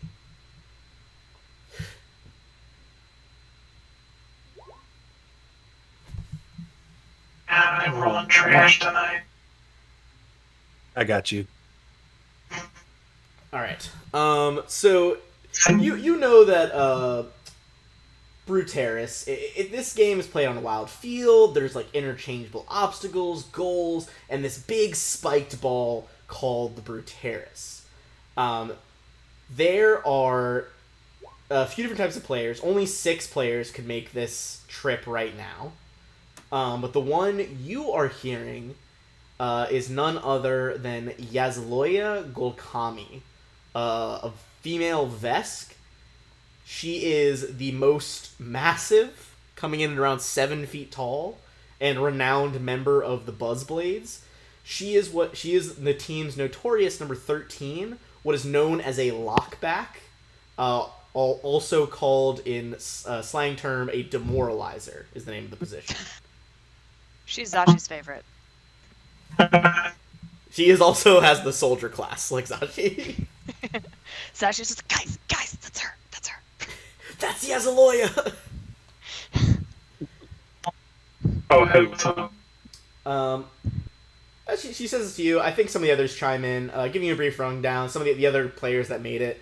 There is Barrel-Door Rendrum, a strong forward. He's a dwarf. Although, unlike some dwarfs, he's got a very close cropped beard, more of like a small goatee, really. Most people call him the new kid. There is also... Oh my god, I'm not gonna say it right. There is Kofesu Tasa Nirade Seru of Clan Rishnu, a Kasathan technomancer. He is a fast rearback, likes to talk strategy and philosophy with his teammates. Then there is Lomer. This is an android. He is the center back, pretty short, solidly built, has this weird curly hair and like bronze-colored skin with like copper inlay. Next, there is Virle Nilufe. She is another fastback or a winger. They go around the outside. Friendly, a bit egotistical. And finally, the one that was kind of the dumbest earlier, Kaz is his nickname, but this is Zidhil Quarren, or Kaz for short. He is the second largest Buzzblade. A little old for being in the game still. You don't need to write them down. They're just for flavor. Yeah. These are the 6 you've saved. They're pretty popular members of the team.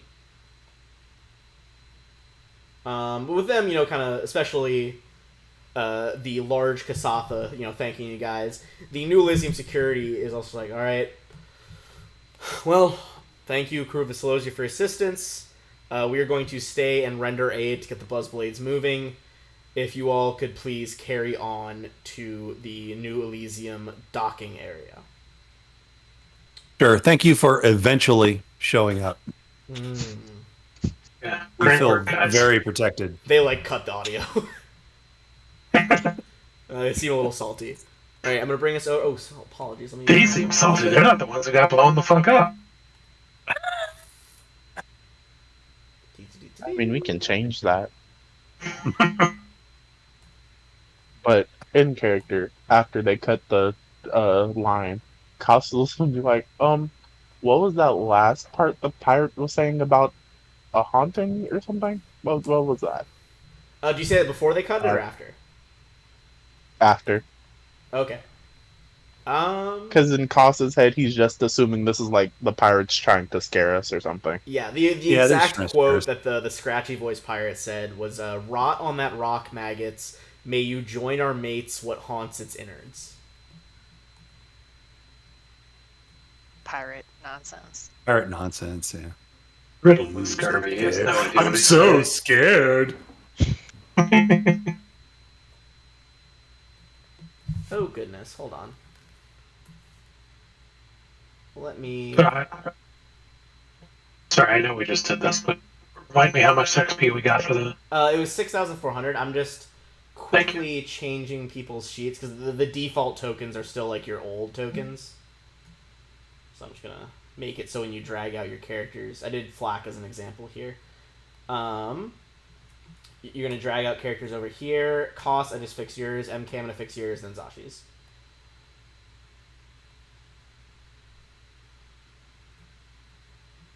Alright, MK, you should come out as your new art now. Oh, come on now. And let's fix Zashi. Hold on, just fixing Zashi's art real quick. Down, where's my Signal of Screams folder? There we go. Actually, I think we have tokens for... Well, we can do that. That doesn't have to be done now. Yeah, for now it's fine. If you guys want to drag characters on over here, I'm gonna give people vision really quick so you can see the port. And let's give MK vision. Alright. And costs.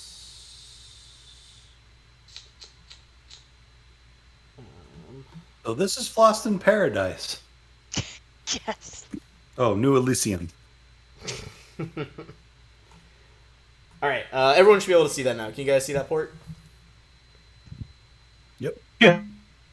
Alright, cool beans. Basically, this is like the docking, like kind of runway. You guys can park your ship over there, as you do. Alright. New Elysium's docking area is a multi-armed facility on the side of an enormous asteroid. Above it, built into the spaceborne rock, is a sleek structure with countless windows, as well as a huge clear dome. You can hear a computerized message playing from the comm units.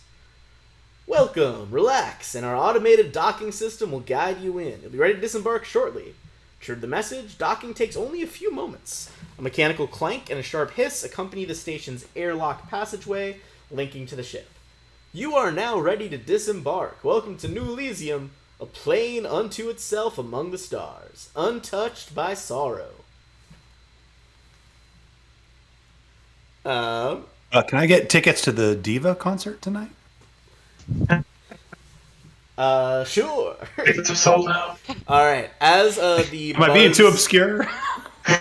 Oh no, I get it. I heard the Flossed in Paradise, and it took me a second. Lost it. as the Goal Runner docks as well.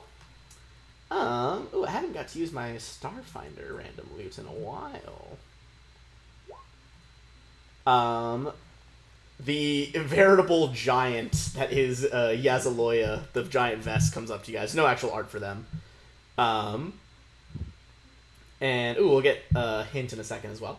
But as they come in, they're like, Yazaloya is like, here, please. I brought this for myself, but I think you should have it for helping us out. Is it a bottle of vodka? No. I'm just saying. She sounds like she might have a bottle of vodka. She's like, I was going to use this on the weapon range because I like to have fun with weapons. She pulls out this big old gun. This is what is known as a cluster launcher. Fires multiple grenades as a single shot, granting those grenades increased accuracy and a larger blast radius. Each of the models, Tactical Advanced Elite Paragon, features an increase in range, capacity, and overall explosive power. This is a tactical cluster launcher.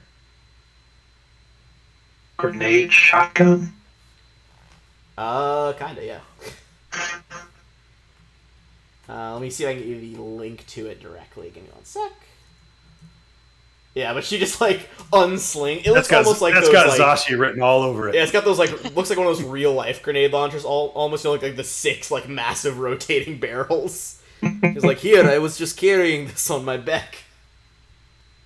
Thank you, Ivan. All right, here's the. As soon as she pulls it out, Flat kind of hides behind Zashi a little bit, like kind of just kind of gets out of the way, a little scared. So I sent you guys the link. He may pee a little bit in his pants. This one is the tactical one, so it's like the lower tier, but still pretty cool. So basically, it can fire a single grenade if loaded with appropriate grenades. It can expend 2 identical grenades as a single attack as well. In the latter case, the grenades act as a single grenade of the same type, except its radius is increased by the listed amount, and the save DC is also increased. It should be noted you can't fire 2 non-identical grenades, though. It results in a code error. So it looks like... if you fired 2 of the same grenade, the radius would expand by 5 feet. I feel like, shouldn't it do that thing when you tie 2 black cats together and it burns one down and that one blows the other one in a random direction and you gotta run from it? I mean, you know, if you wanted to be ever do dangerous for you, we could do that. Roll a d8 and see which way the second grenade blows. Pew! You and I had similar childhoods, man. Do that with an M80, it's even more fun. Oh god. With that, she kind of Yazaloya, regardless even of Koss's huge bulk, just gives each of you guys like a big bear hug before walking away with their teammates. You took me. You took me. Alright, so next, you guys are going to be greeted... Whoops, that's the wrong picture. You guys are greeted by that social media manager that Koss you tracked earlier, so you recognize him on sight.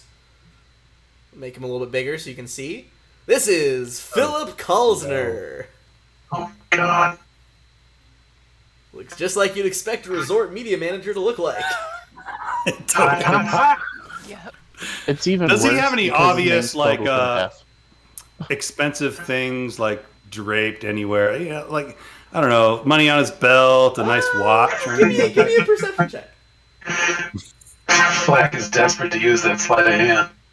I know, I was thinking about it. And this guy is a perfect, idiot. 19. I mean, he's festooned with unnecessary wealth. Okay. Definitely like a nice like Rolex type watch. He's got like a few pins on his shirt of like other resorts they've gone to, or like that he's worked for, things like that. Clearly, very I think well. I want the watch. Okay. But we'll do that in a Not second. like right away. As- After we talk a bit, and as we move around, just as we're kind of making our way around whatever we're doing, I'll see if I can slip that watch off. All right. So, walking up, You see 4 people. Not all of them have art. He's the only one with art right now. 4 people stride down the quarter's slight slope towards you guys. One is a striking Verthani man with black eyes, slickly styled dark hair, and an expensive-looking charcoal suit accented with violet, matching the illumination of his cybernetic right arm. The other is a halfling of athletic proportions, with conventionally handsome tan skin, curly hair, trimmed sideburns. He wears a dark business attire with a subtle crimson hue. The other 2 people, both Verthani women, dressed in black micro-cord armor, appear to be personal security or bodyguards. They stand back as the 2 suited men come closer. The halfling, of course, is Philip. The other appears to just be a different guest who was talking with Philip. Go ahead and give me I'm going to say a culture check on him as well. Because you guys already recognize Philip.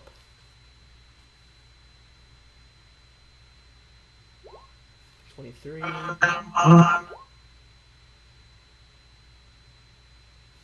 I have a plus 12 and I can't break 25. So actually the DC for this one is a bit higher, so you guys don't get it. But with that, you are going to get a hint from Miss Maggie, who comes in. Kind of standing up from the bench, you see Miss Maggie walk over. Again, you know, southern, like, bouffant hairdo, pink power suit. Before the party of 4 can make it to you guys, she kind of leans in, and I'm gonna actually give you the intel because you guys are pretty close with your check, just not quite there. Can I say something real quick? Yeah. As soon as Flax sees her, he runs over and gives her a big old hug. Well, howdy, Flack. It's good to see you too. You know, I bought another It's tray. so good to see you. Oh, this time I bought banana chocolate chip muffins for all of you. Oh my god, I have this one chocolate chip muffin I've been saving, but it's a little stale, so I was really hoping to see you soon. You see, she, like, reaches into, like, thin air and just, like, pulls a tray of freshly baked muffins out of nowhere. And she's like, she leans in kind of conspiratorially, and she's just like, now, listen here. This is, you see that man next to the halfling over there? The Verthani fellow. That is, he's known as Kaon Reese. And I'm gonna put his name in as well. He's like, he is a guest of sorts, I suppose. But in actuality, he's an executive from how shall I put this? A business firm. I believe they deal in the type of business you can't really see with the eye, you know, stocks and various lines of credit, all sorts of things that makes him a little bit suspicious. Supposed to be one of New Elysium's partners, but what a man like that might be doing financing a luxury resort, well, that might need a little bit more digging. With that, she kind of steps away into the crowd of, like, other resort goers. At this point, Philip Kalsner approaches you guys, the halfling. He's about, like, 2'10", almost 3 feet. Well, if it isn't the lovely crew of Celosia, and of course, the Buzz Blades, the 6 of you that can make it, I appreciate all of you coming to accept my invitation. And, kind of nods at Kaon. He's like, Kaon, pleasure to see you. I'll talk to you later. You see Kaon, like, barely responds. He kind of just, like, gestures airily with that, you know, purple and black cybernetic arm, and, like, strolls away with his 2 bodyguards.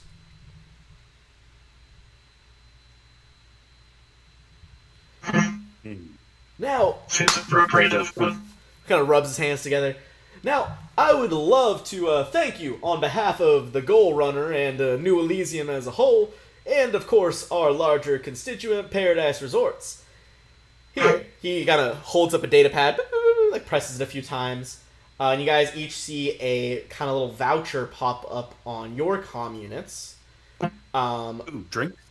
This is a 5,000 credit gift allowance for use in New Elysium shops or Infosphere purchases as long as they are made through one of the resort's partners. A couple drinks. Oh yeah, couple drinks. Top shelf. Do they sell grenades here? That is a good question. What's your grenade policy? Our grenade policy, well, I prefer you didn't toss them around the green fields and whatnot. But please don't be Toss tossing them. grenades. She says, looking at the launcher. While we're on weapons and we're still in the docking area, what is your weapon policy? Because, and then he gestures to everybody. Gestures broadly at the heavily armed party. He's like, we do have All you security can see measures. on Flack though is the sniper rifle. Everything else is hidden away. He's We got do lots have of cheek pocket room. Yeah, he does have the bulk units that he can keep in his cheek pouches. I forgot about that. All right. So, By the way, that's my sleight of hand check for the watch. for the wall. Okay, well, let me get his perception up. Pick this guy clean. Also, so funny because you're the only one that's anywhere close to his height. You Oh, grab his hands and do that like con artist thing where like you clasp him in both hands like, oh, pleasure to meet you, Philip, pleasure to meet you. And as you do that, like the pressure of your hand kind of fakes him out into thinking the watch is still there as you palm it and put it in your pocket. Nice. Well done. Yeah, does I don't know not if I seem- see this, but You can roll perception if you want. You got to beat a 28 though. I mean, let's just see if I. She's not. I think anything. can everybody in the group go ahead and roll a perception to see who saw it? Yeah. MK saw me for sure. MK with a nat 20 and 37 here is just like Flack is you. No one else sees it, but Flack, you're kind of like cockily putting it in your back pocket, grinning. You look over at MK. I give MK a wink. MK is just dead eyeing you, like they're looking directly at it. In case he's all possible outcomes of Flack lifting the watch. And he just grins slightly.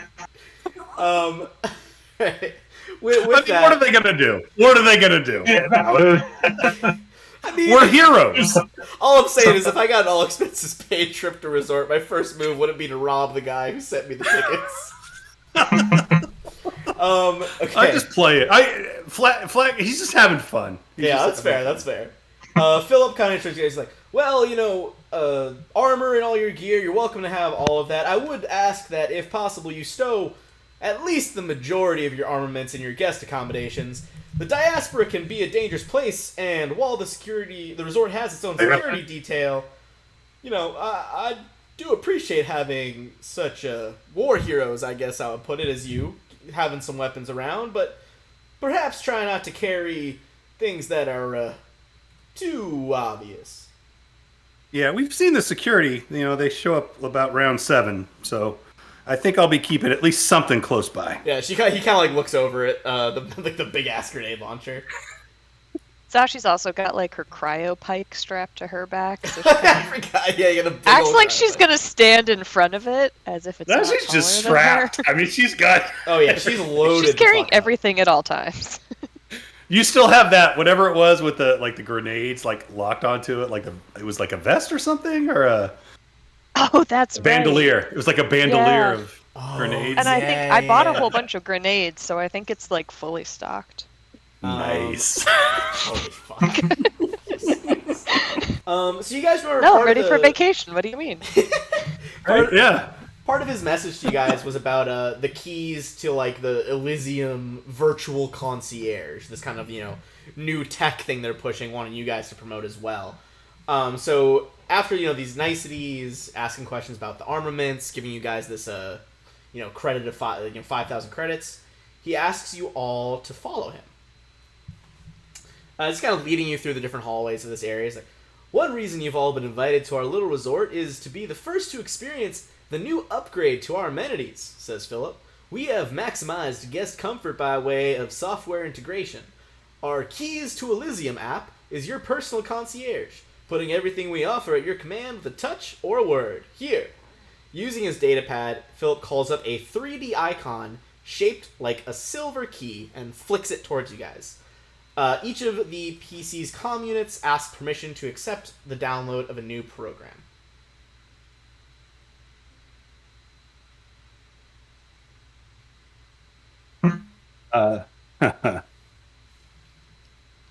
Flack does not allow it on his tablet.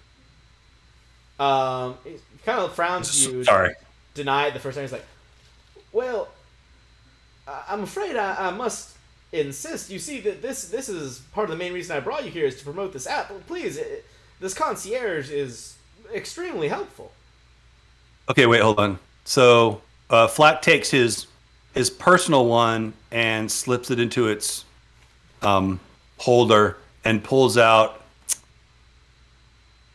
one of the ones we picked up. Hold on, I'm looking at my. I know I have an extra one. I pull out one of the extra ones that I have. Oh yeah. And I put it onto that pad. Okay. Yeah, one of these Lantes we ripped it off from. All right. So it's not on my personal, but it's on. It's like he's like, like a business one. I got you. Of course. All right.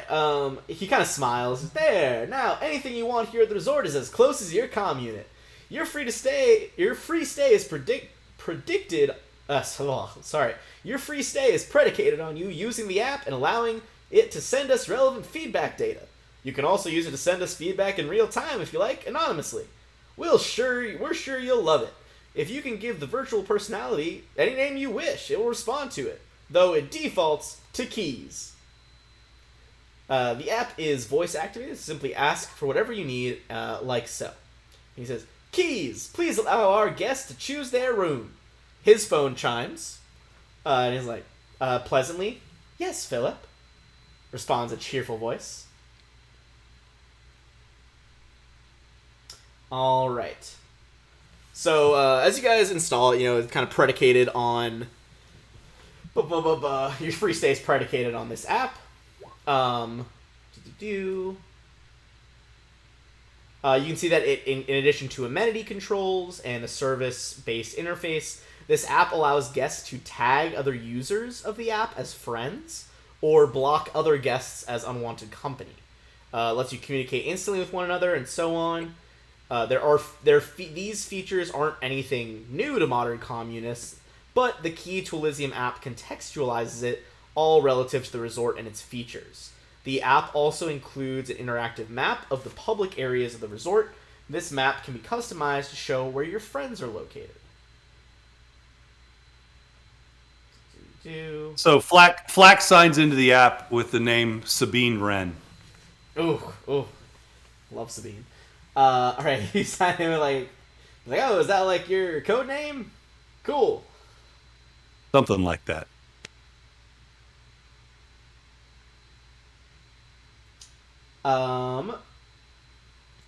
As you guys are kind of scrolling through all these features and settings on the app, you can see there are settings like a user can clear data and set usage statistics and feedback to help, them perfect this app.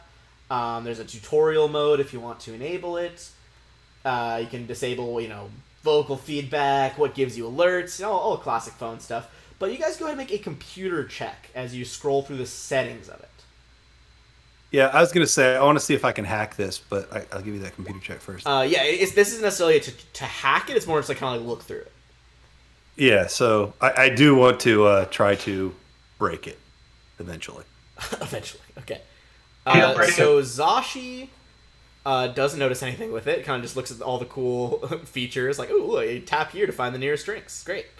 MK, you can notice the first tier of information, which is you find this like about dialog box in the settings that includes a user agreement and privacy policy. All of it looks surprisingly straightforward about what you would expect, but it does reveal that the software's manufacturer is a company known as Eclipse Innovations. Can I do a culture check on Eclipse?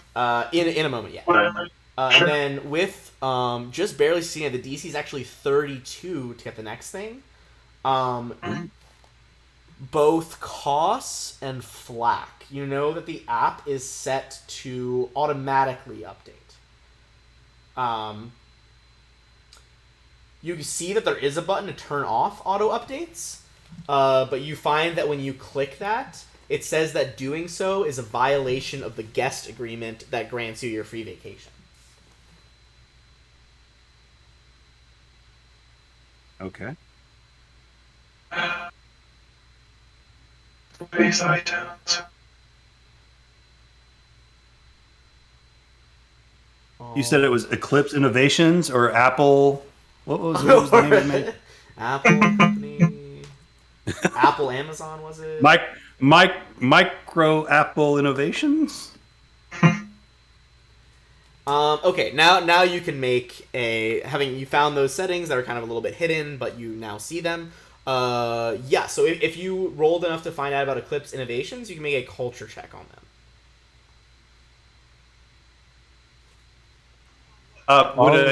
Would a Criminal Underworld edition help me at all here? Are they legit? No.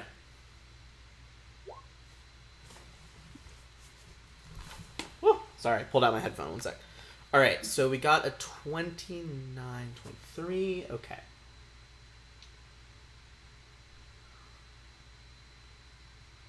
While they're doing that, I rolled the sense motive check.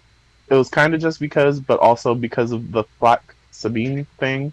I want to know what that is. Like why Flack isn't giving his real name on the app? I'd say without a check, you think he's just trying to hide his identity. Yeah, if you want to know, you can just ask. I'll tell you anything, bud. I just want to put in a fake name. It's like when you sign up for a weird website, you don't put in your real name and you put in your burner email address. That's all this is. True. Fair. That's fair. As one does. As one does. All right. You know that. All right. So research into Eclipse Innovations. See how much you guys find out. Okay. So first of all, with the 29, one thing you find out is that the newest executive of Eclipse Innovations is Kaon Reese, the guy who just left.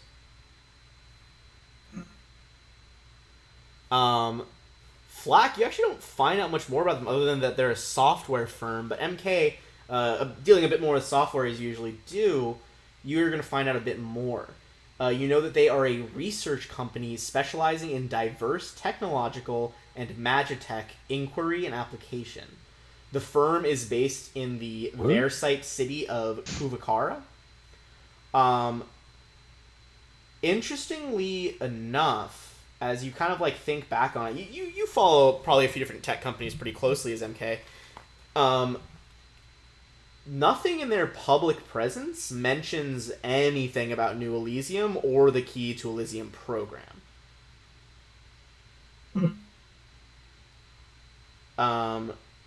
Instead, it looks like they're kind of keeping it hush-hush. They're previewing, in an attempt to build up buzz, a, quote, social media solution, which the project has been nicknamed Penumbra.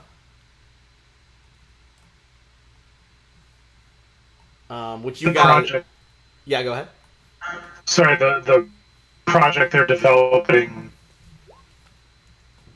So basically, you kind of put together that, like, there hasn't been any public information released from Eclipse Innovations as a company about the Key to Elysium program, which you guys are demoing right now.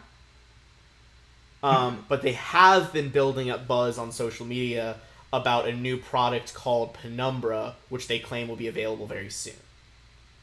Is this like a fire festival? I mean, is this like a... God damn it. What is going on here? You would, I mean, other things you guys know, I mean, Eclipse it's a large business with a pretty average reputation. You know, it doesn't really have any, it's not championing any very virtuous causes, but it hasn't really had any scandals. It's kind of a tech company that's out there. Yeah, but and then with that higher check, you did, of course, realize that Reese is one of the executives. You would know that, actually, with a 29, you know specifically he is the executive director of software development. Oh. Yes. All right. Give me one moment. So when we get the first sort of like down moment, Yes. I'd like to. I definitely want to try and hack this software All right. and to take control. So try and I guess what I'm trying to achieve is sort of, you know, access to sort of like the data, like other people, other users, their information. Assuming that's all sort of in some sort of database on the back end. I want to know all that and any sort of like the data being sort of sifted off somewhere or somebody monitoring it. So those kind of two things. Okay. Yeah, you would definitely need.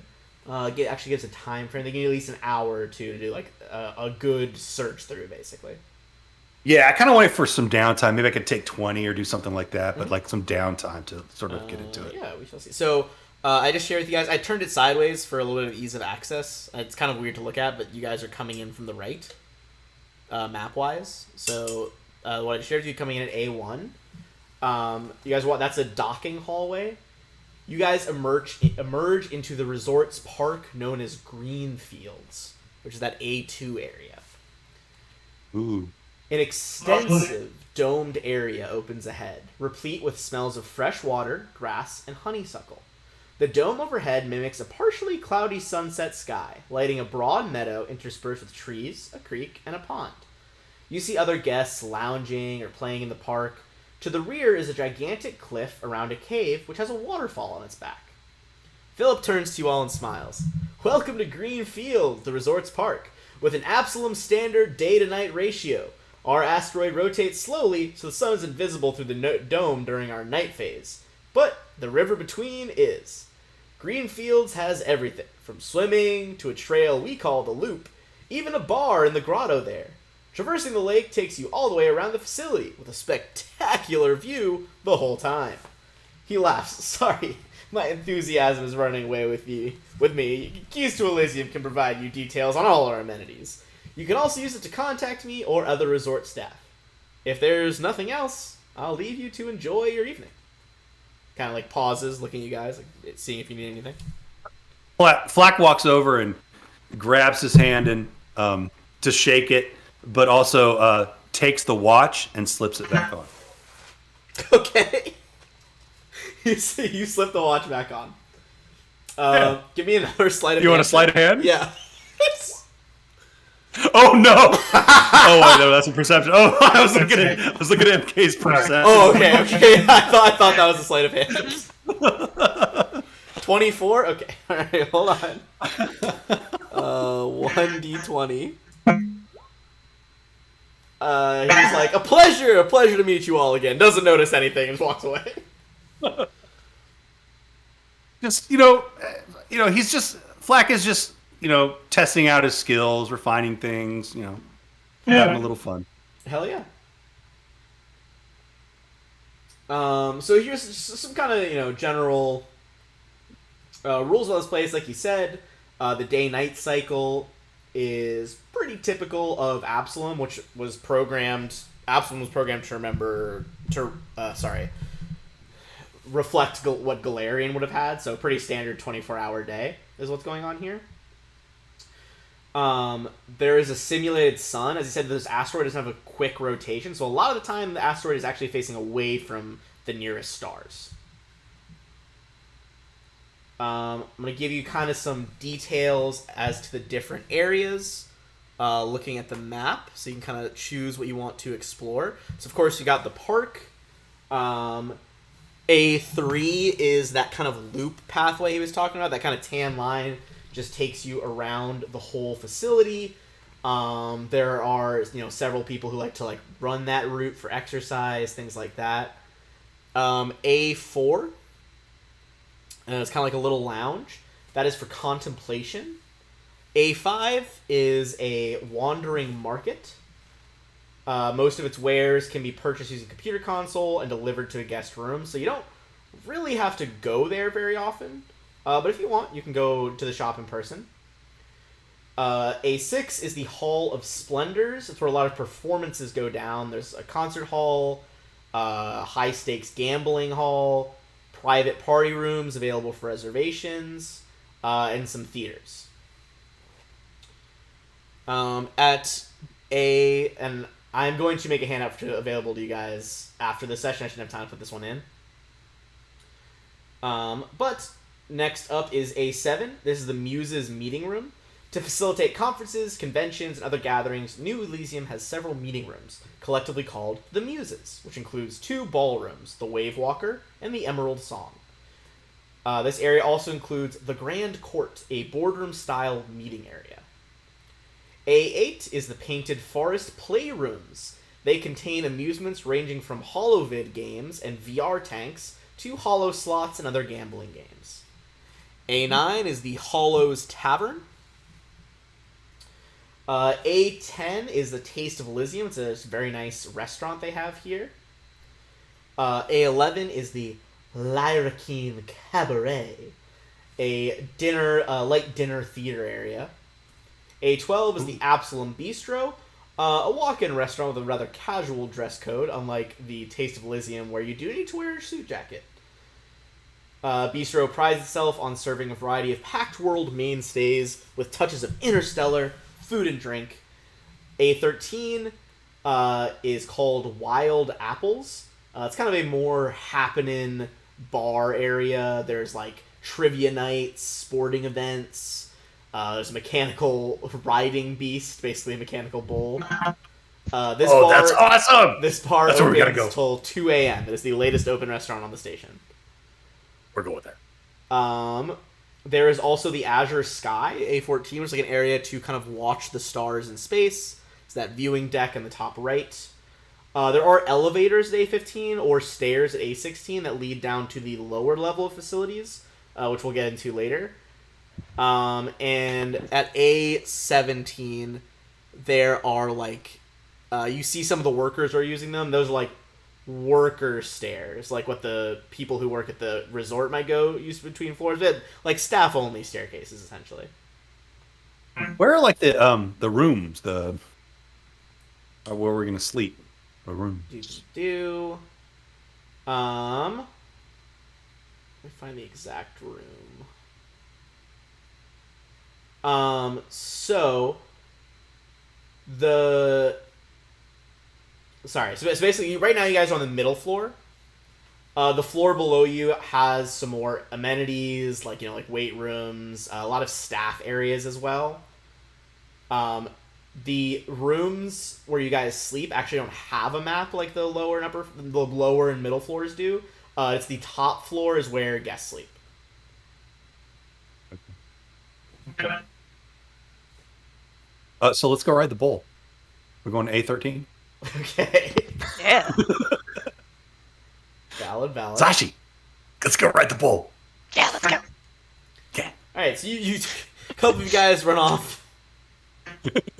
Run off to Wild Apples. We literally run as soon as we find out about it. Yeah, kind of right in the top right there. A13, go over to the bar, get some mechanical bull rides going. And who It's a wanted Disneyland. What do we need to roll? It doesn't give an exact thing, but I'm gonna say straight dex is what you're gonna roll for the bull. That works for me. That 20. Flack hops on and is like goes between like riding it normally and then just like teen wolfing it, like standing and surfing. And the rest of the guests are like, "Whoa! Look at that Yosoki, he's going crazy!" You set like a new time just record. like Billy Bob's in Fort Worth. He's like, "Whoa!" They're like, "I don't know that one, but it's really impressive." It's Akaton. Fort Worth Akaton. I love that canonically there'd be a Not Fort quite as Worth cool. Akaton. Billy Bob's in Fort Worth Akaton. Zashi comes up as well. I'm like, "Oh, yeah, that was pretty good." You see, I mean, Zashi still leagues better than a bunch of these like drunk resort goers who are just like falling off immediately. Holy shit. Okay. So who wanted to try to do more investigation into the app? Flat definitely wants to try and hack that stupid app. Okay, so let's see. Requires a check that takes an hour. You can take 20 on the hour-long check. What is your score? If you what do you get if you take a 20? If I take 20, it's 35. Ooh, you barely succeed. Wow. All right. Okay. The first thing you notice, and if you had failed by like even a little bit, it could have been noticed potentially. The first thing you notice is that this is a hybrid technology. Not in itself. It's not in itself. That's nothing unusual. But basically, what that means it is Magitech. So like your comm unit is tech, but like this app is running both off of like arcane universal energies as well as the tech on your phone. Okay. Yeah. It's good to know. Let's see. So you succeeded with okay. You said you had a 35 was the total? Yeah. Okay. 35 is not gonna be able to notice that detail. Which detail do I not notice? Nothing. Would a 36 notice it? Actually, yeah. With 35, that's actually all you notice. Wow. This is a very well designed app. This software is pretty tight. Like it's not telling me a lot of stuff. Yeah.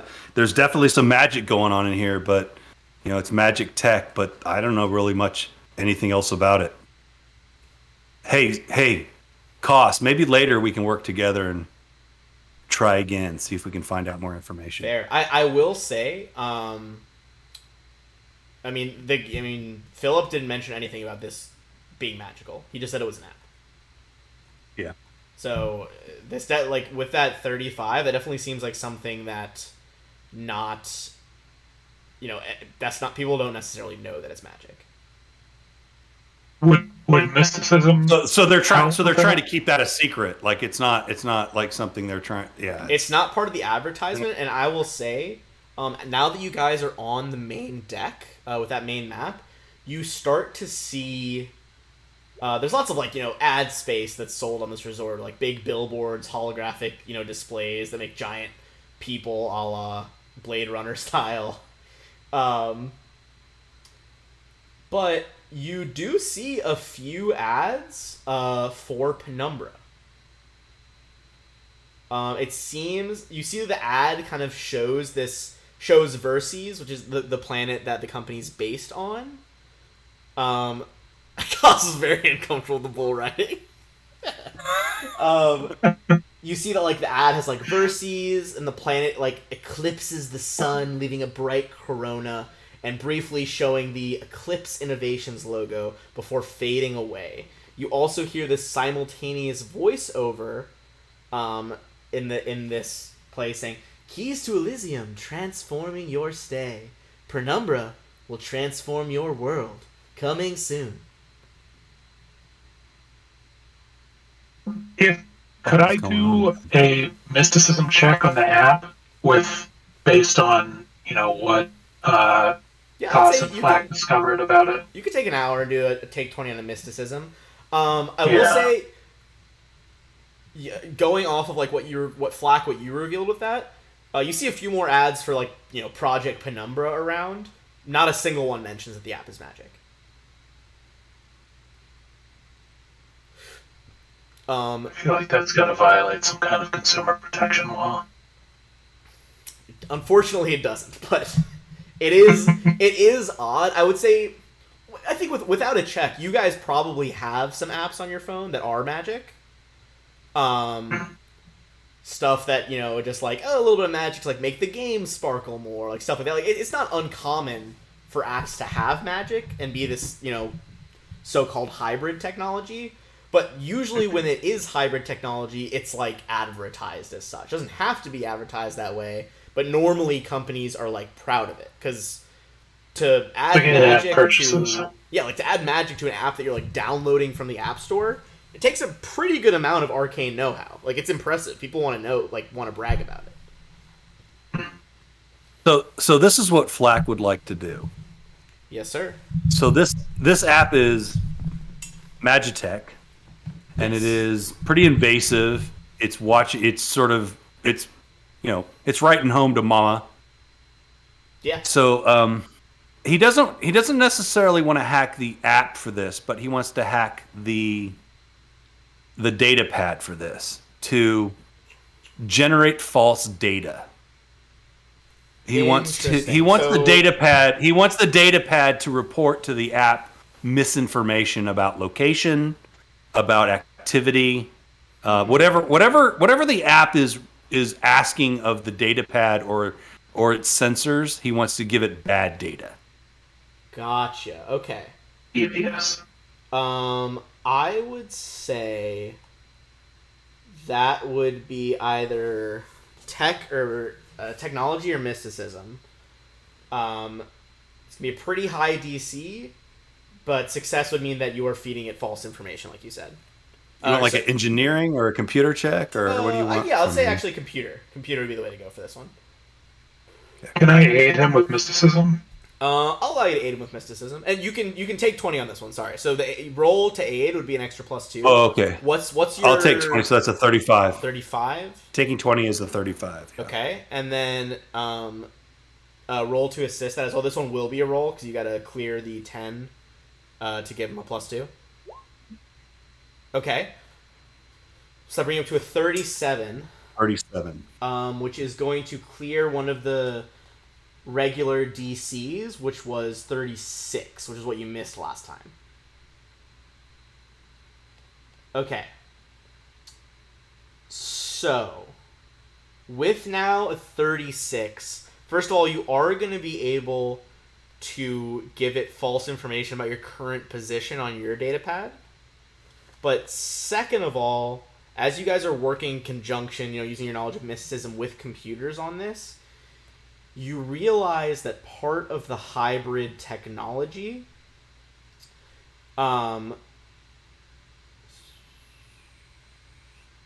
is that it's going to sound dark at first, but not necessarily as dark as you might think. There is a magical curse on this app. And what that curse does is not necessarily like cursing the people holding it, it seems. It seems to kind of be part of the hybrid tech that is allowing the device's firmware to receive a constant low-grade signal.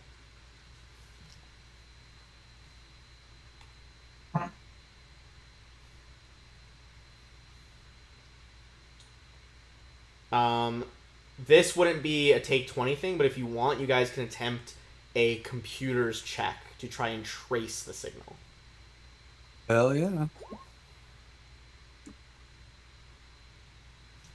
25, you can't find it. You don't know where the signal's leading back to.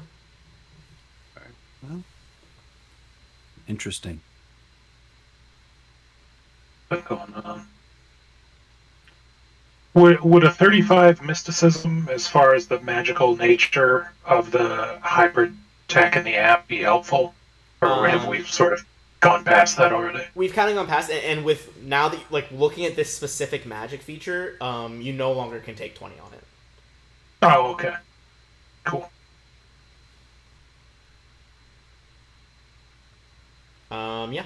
So you guys do this researching. No one fails by enough that anything is alerted, it looks like, but you've identified a few weird facts here. One, that it is not being advertised as hybrid tech, which is very unusual for these apps. And two, the hybrid tech is allowing it to receive this constant, low-grade background signal. And of course, you did get that successful one for your specific comm unit to to feed it false information, not block information. Yeah, and to be clear, it feeds it false information all the time until maybe I specifically say I want something or I need something. Sure, I would say right? You could it's a concierge system, right? So yeah, where do I find X would give me the correct information, but all the other times where it's trying to find out like where I'm at, Yeah, what I'm I would doing, say if it's it's, trying to listen, anything, it's giving false information. Yeah, I would say it's more like kind of like a subroutine that you can turn on and off. Like when you have it switched on, it's like, oh, Flack is over by like the meditation area, even though you're over at the bar. Yeah. But Perfect. like once you want to like turn it off, you like read as normal and you can access its its features. Yeah, perfect. And I tell everybody this, what I'm doing and what I found out, and I tell them this in Aslanti. You see a few guests give you some curious looks, but it doesn't look like any of them fucking speak Aslanti. Perfect. Right. As you guys spend some time working on this, on the upper part of the station, you see some people are starting to filter down to the lower floor. I'm going to give me 1 sec to show you guys that handout. Not main floor. I already showed you guys that. There it is. I'm going to show you guys the lower floor now. Just so you get a bit more of an idea of the areas of the station you can actually go to. Alright. Cool beans. So, going through areas of that, the lower floor houses more amenities as well as staff facilities. There are technicians there to offer you personal assistance during service hours or by appointment. There are also a lot of robots. Sorry, I keep shifting on the camera because my legs are getting tired of sitting on the floor. Robots can provide numerous services, including massages. You can hire drones to do menial tasks like getting you towels or robes. So, first things first, in area B1, which is kind of this pool area in the bottom right, that is the Boundless Sunroom. There's like an artificial waterfall falling down from the stream on the floor above, and it's always sunny here. Within this room, if you want to get a drone, it can provide exposure to UV light or similar solar radiation for recreational purposes. So basically, if you would like, you can go here to tan and stuff like that. Next up in B2, there's kind of a series of little small rooms just above there. Those are just changing rooms. B3 is the Burning Glades. So that's a set of sealable atmospheric chambers. That is basically you can accommodate species that have weird environmental needs. So if you're one of those aliens who needs like a suit to survive elsewhere, it's like, oh, you can relax for a little bit, stay in one of these saunas and experience your home planet's atmosphere. B4, that is the gym. There are even like dance studios, dojos, and a weapons firing range if you guys want to practice with your weapons. B5 is ice fountains. Kind of like Ice fountains. Yeah, so B5 is like the counterpart to like the always sunny room, for lack of a better word. It's like icy and cold, if that's what you want, like from your vacation. Oh no. B6, the one just below there, and also in the top right, that is the Titan's Rest. That is kind of like the spa area, massages, aromatherapy, body wraps, mud packs, things like that. Ooh. You would know that. Actually, that's fine. You can purchase things like serums of healing there and like augments and stuff. They will install augments for you too. Good to know. B7 is kind of a smaller, more like family-owned spa that like kind of rented space in this resort. It's called Reflections. A little bit smaller than Titan's Rest, but offers a lot of the same services. B8 is guest services. So that's kind of like the information center if you need to figure out where everything is. You guys can actually see... I should rotate it so you guys get a better view, but lodging, that area C is right there. Like that's what the bedrooms look like in the top left, sorry. There is a staff lounge here, that's B9. B10 is the security center. B11 is a tech workshop. Again, you can try to find tech parts for yourselves there. B12 is the server room. B13 is the utilities room. Lots of like power cores and that stuff. B14, you see it's labeled as the mine entrance. And you realize that's probably where, this place used to be that asteroid mine before they, paved over it and made a resort. Oh, that's interesting. Yeah. Yeah, that's about it. So, Cool. are there any of those locations in any of the 3 areas, or any of the, those 2 floors that you're specifically looking in?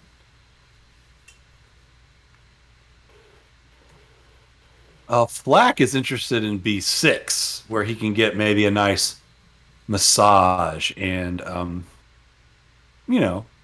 pampered sure. a little bit. All right. Flack heading over to B6, the Titan's Rest. Come on, guys, let's go. Let's get some massages. Let's go. This one. Also gonna go to B7. Okay, Kasi gonna be 7. This is actually just a kind of like a older human couple, man and a woman, and they kind of give you Humans. a more modest rate on the massage and stuff. Although, actually, you guys, this is all for free for you guys here. Yeah. Oh yeah. Charge it. Charge it. So, as you're in, whoever goes to B6, the bigger one, however, are any of you guys trained in the medicine skill? No. Cox is, but he isn't there, so. Okay, never mind. I have some ranks in medicine. Yeah. Oh yeah, okay. What is it? You can make a medicine check then. He's look at all the different amenities. Jesus Christ. Oh, how about 35? 35 on a nat 20. Okay. Jesus So, you realize that there's a lot of like free medicine stuff, like aspirin, things like that. They just give out to guests for free. You think? What if about you the were- good medicine? Well, if you were strategic enough, you could take enough free samples to assemble 5 advanced med kits. Oh. I tell MK about that, but Flack really doesn't care. Basically, But advanced he- med kits. What do they do? Yeah. They can be used in the same way as the basic med kit, but the DC... Basically, the normal med kits, you allow a DC 25 medicine check to treat deadly wounds. This reduces it to a 20 to help cure deadly wounds. Yeah, so I just touch base with MK and I let him know that information, but Flack himself doesn't. He's not going to pursue that. Yeah. All right? Can I hire a drone to steal supplies to I mean, you don't have to steal it. bring It's me? just like... So I just walk in and start stuffing my pockets with. Yeah, I mean, you might want to like medical space it out supplies. a little bit, so they're not like, okay. They're not gonna like stop you because you have all expenses paid, but they're probably gonna give you some weird looks. It's like, what the fuck are these dudes gonna doing? get it. I'm What gonna Flack get a wants to know trash. is where's the good stuff? Where's the Give me a perception check. the painkillers, the stuff the addictive stuff that's causing all the problems in the U.S. Sure, give me a perception check. See if you can find anything. Perception. How about a 32? Oh yeah, they got some better stuff in the back. They've like, this is stuff like if patients are actually like injured and need help. There's tier 2 sedatives, tier 1 sedatives, tier 1 antitoxins. You see serums of healing, a bunch of Mark 1 ones, even some Mark 2 serums of healing. There's a lot going on. Actually, give me I would say with a 35, you'd spot... There's some stuff you can't see because it's like in the back behind the counter. But you do see some weird pen-looking device. Which I'm trying to get exactly how they function. Those are the... Okay. Spelled it right. They are labored as nanite hypopens. Oh yeah. And nanite. Basically, it looks almost like an EpiPen. When you stab it into you, it injects nanites into you.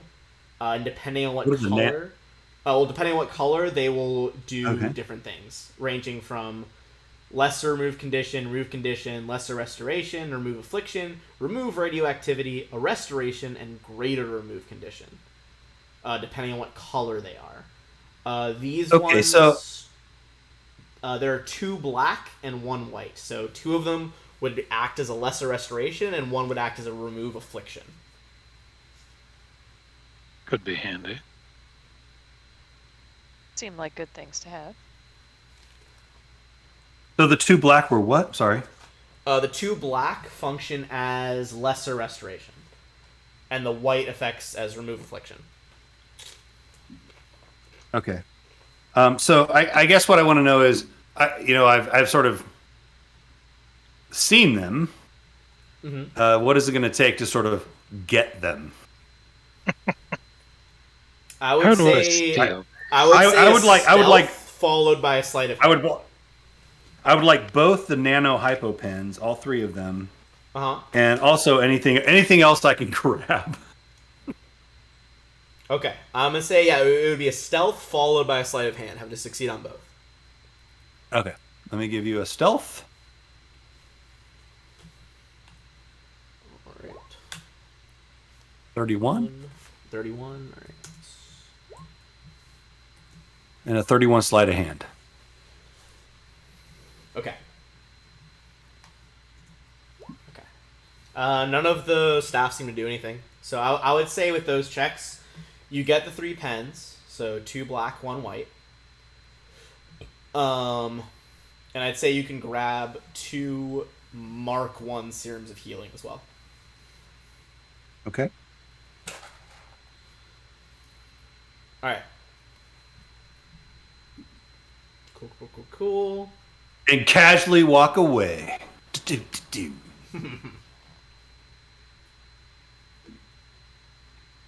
All right. Nice. So, I guess, in addition to useful things, is there anything around we see like, or do we see like somebody kind of standing to the side, like maybe offering up some other kind of fun, I don't know, supplements? Oh, like some death sticks? Some kind, God. something, extra fun. There are people Yeah, that man. sell... Yeah, come on, like extra fun, man. There are people that you do know from the... I do have like that underworld extra check if you need me to do that. You can make that check. You would know that there are intoxicants somewhere on here because they had that disclaimer about it.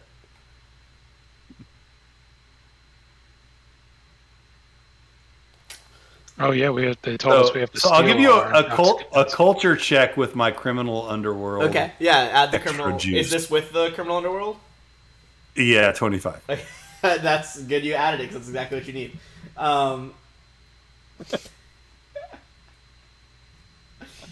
Okay. The drugs.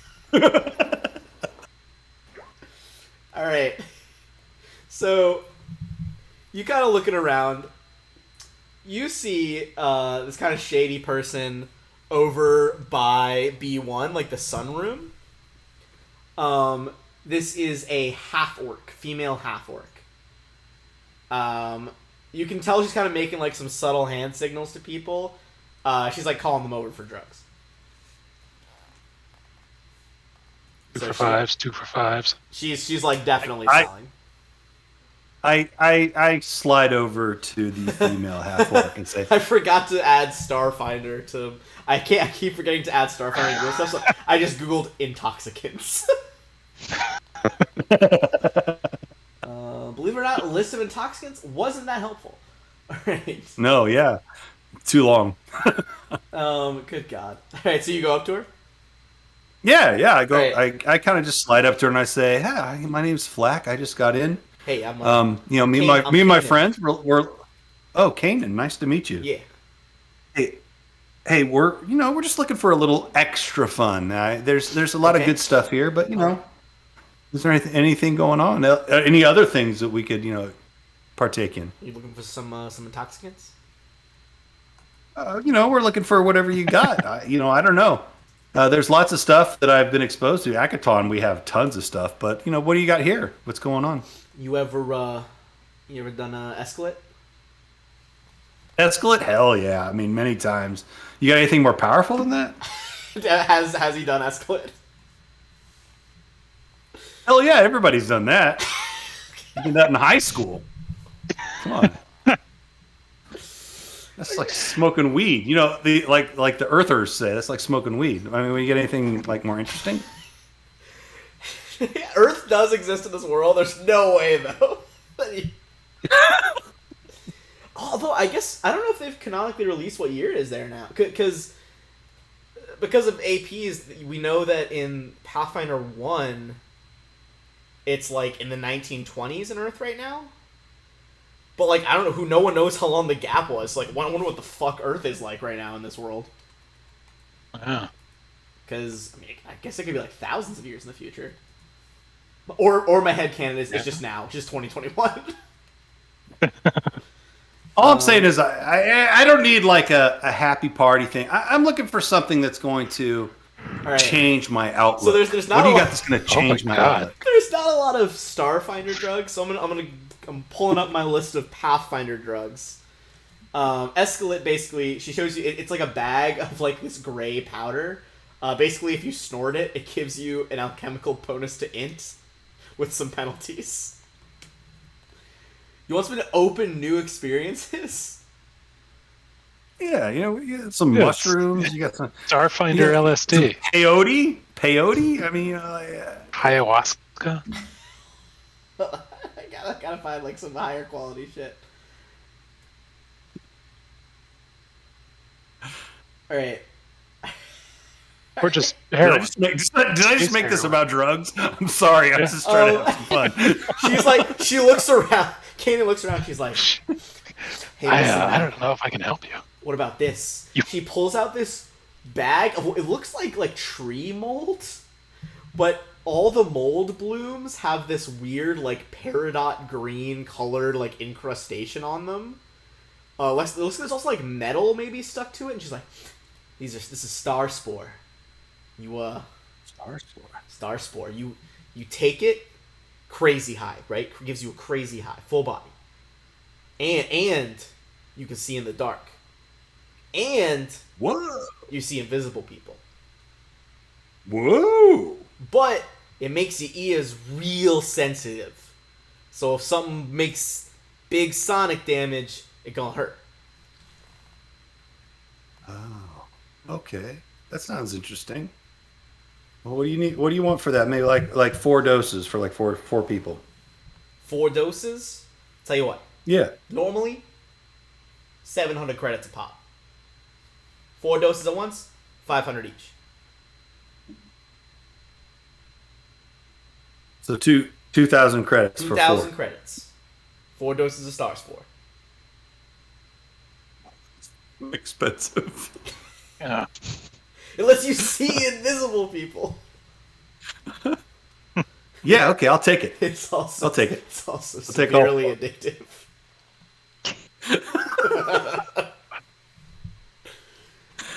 Okay. Yeah, I give her the 2,000 credits.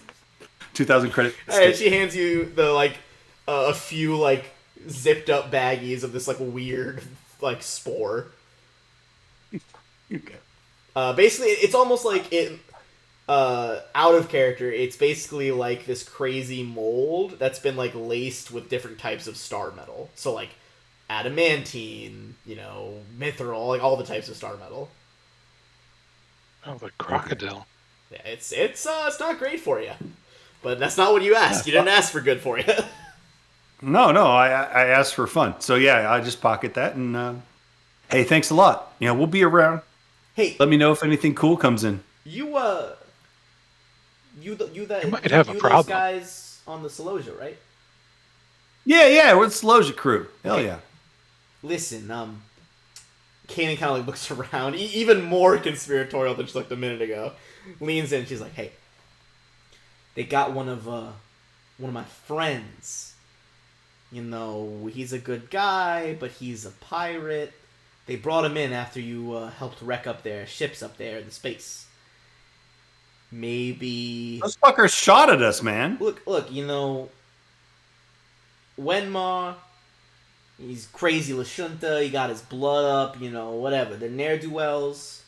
All I'm saying is, you lot maybe go down to the guard area, you talk to them, you let them out, maybe I get you some deals. We have a little chinwag later, I'll get you some deals. Yeah, I don't know, man. I mean, they were pretty aggressive towards us, and they did some damage to my ship. I'm not very partial to them. But I'll keep it in mind. If you get anything interesting, maybe we can do something about that. She's like, all right. But hey, careful with some of these drugs. They say this place is full of ghosts. All right. Okay, I'll catch y'all later. Yeah, catch you later. Careful, schmerful. Yeah, okay. She strolls away, kind of waves down this looks like a kind of some rich kids partying with daddy's card out on the town. And she goes over to sell them mescaline and stuff. All right. So you secure that stuff from Kanan. All right. So, if you guys don't want to go try to get this pirate guy out of there, we can advance to the opening party. Well, let me ask the question. I mean, I talked to the group, right? This is a drug dealer here, who has some connections to those pirates that we fought. Sure. Do we want to try and get this one released to get a little good good feelings, maybe some Goodwill among extra deals, goodwill, or do we not care? I'm kind of the opinion that screw them, they attacked us, but if we want to maybe parlay that into something positive, we can try. Up to you guys. I think we should keep it in mind, but at the moment I'm not inclined to spring the people who were just trying to kill us an hour ago. Exactly. Yeah. All right. I mean, They it can doesn't sound cool like their they're heels gonna, in the... space this guy if you don't hurry. You probably got some time. Oh, they're not going to space him? Maybe we should think about doing that. Okay. Maybe we should space. Oh god, I regret. Shoot him in the head, dump him I at the regret airlock. saying space him. Also, I don't know. Where's Lee? Where's Lee A? I know normally we go to Yeah, straight away. 11:30. I might call it at 11 once we get there, just because my legs hurt from sitting like this. Ugh. Yeah, that's fine. We can end a little early tonight too. But for now, we can. So basically, you guys would know that later tonight is the opening party for this big wave of guests and the influencers they called. Is there anything else you guys want to grab before Then we can just kind of fast forward to the party, which starts at 6 p.m. today. It's about probably 2 o'clock where you guys are right now. Do we need I don't know, formal wear? Do we need to do a little shopping to get some nice suits or anything like that? You would think that some people are going to wear that stuff. For you all, judging what he said earlier, he probably wants you guys to look like soldiers. This is our look. Yeah, part of your influencer look is that he brought you guys here because you're the heroes who fought off a bunch of fucking So maybe we take a little time to just sort of shine everything up, like buff the leather, oh yeah, shine, polish all the weaponry and yeah, all right. Oh yeah, you guys look like textbook, beautiful fucking heroes right now, just high quality. All right. Flack definitely takes a shower, but blow dries his rat hair, so it's a little puffier, yeah, a little flowy. Extra shine. So like when he walks, it bounces a little bit. And he looks like more of a hero, walking it. Yeah, totally. Hell yeah. Is he feathering his rat hair? He's not feathering it. He's just he's making sure it has volume. He's actually he's actually perming. The breeze hits it and he walks. It kind of bounces and flows, and he just Yeah, Like a shampoo definitely. commercial. Yeah, exactly. Yeah, like, there's like a shampoo commercial fucking like playing on the ad screens in the background. Yeah. All right. So, 6 o'clock comes around. You guys are all buffed up, ready to go. You guys head to the ballroom. So, 3 double doors open into the long hall, decked out for a classy party. Opposite the doors is a stage raised from the main floor by several steps, where a holographic chamber orchestra with a dozen members plays softly. The floor before the stage is open. To the right and left sides of the room are dining tables near sideboards, each set with a lavish buffet, beverage fountains, and ice sculptures depicting sleek animals from various worlds. There is a bar next to each buffet. Well-dressed guests eat, drink, and mingle, and a few couples dance in the open space near the stage. Most of the food and drink comes from the Taste of Elysium restaurant in A10. And every 30 minutes or so, drones come in with more food. There's drones dressed in little tuxes that kind of float through the air, offering you guys trays of bubbly champagne and stuff. As we enter the ballroom, I'm going to activate Starlight Form. Ooh. Everyone kind of Transform yourself. Oh, wow. Go ahead. Blazing star. No, I was reading your thing. And because we're 7th level now, anybody that ends their turn next to me is blinded for a round if they fail their 4th save. People start heading away from you a little bit as they're kind of awed. As one of the robots brings you some champagne. So I'm imagining these robots have overload. I'm imagining these robots have like a tray, right? With champagne flutes on them. Mm-hmm. So what Flack would like to do is take his 4 doses of this bullshit that he just bought.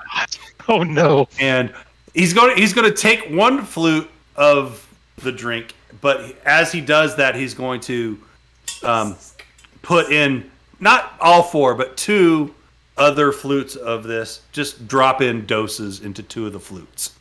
Oh my god! Randomly.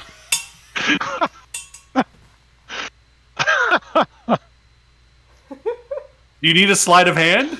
Yes. Okay. I had to think for a second. 20? The robot is just you do it as it gets close to MK. And it's just error, lights too bright. So you do take it. MK, I think you do see, because the blight's not blinding you. Yeah. As he does that, I say in Aslanti, I'm not sure that roofying the ballroom is the best plan. It's only 2 people, dude. It'll be fun to watch. Well, the robots 2 do people tell are you about to have a guys, very bad trip. they're please take this complimentary champagne. We are about to have a toast. So as everyone grabs their champagne, this is about probably 30 minutes in the party or so. You guys are mingling a little bit. These drinks have now been passed out. Philip says, as he walks up on stage, a little halfling, has a little stool so he can, be visible above the podium. Dear guests, as most of you know, my name is Philip Kalsner, and I'm your host here at New Elysium. He gestures towards a new woman walking up on stage. And this is Dr. Sidrani Lohman, who manages our spa and medical facilities. She's my counterpart in making sure everything's just right, aren't you, Dr. Lohman? Raising her voice to address the guests, Dr. Lohman says, "We're happy to have you all with us. We know you'll love your stay, and we hope you'll tell everyone you know just how much you enjoyed it. The celebration is just beginning." The pair of them raise their glasses. "Here's to a blissful stay in New Elysium," says Philip. "Enjoy the Can they be the 2 glasses that I roofied? They are not. It looks like they have a private stock of nicer drinks. Damn. However, first of all, I'm gonna let me show you guys her picture. Whoops, that's the wrong tab.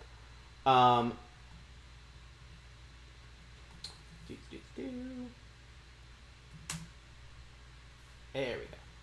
Alright, I'm gonna put her next to you guys on the map you're on right now. I'll blow up her token a little bit so you guys can see. This is the scientist. You guys can make a culture check on her before I describe what happens next. Should I add the criminal underworld check to that or no?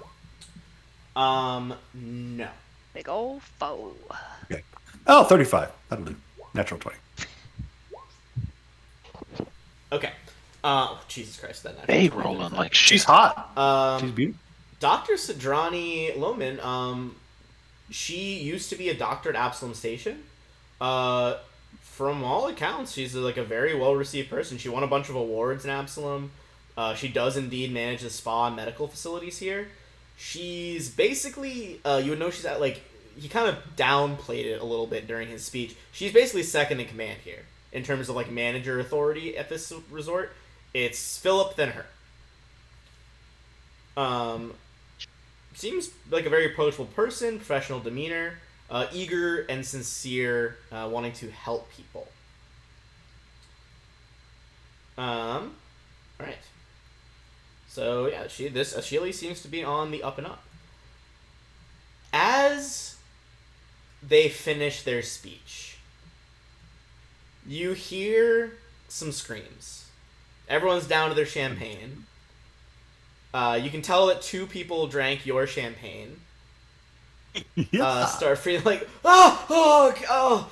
this is like a fucking shadow gremlin over there. Oh god, whoa, I feel weird.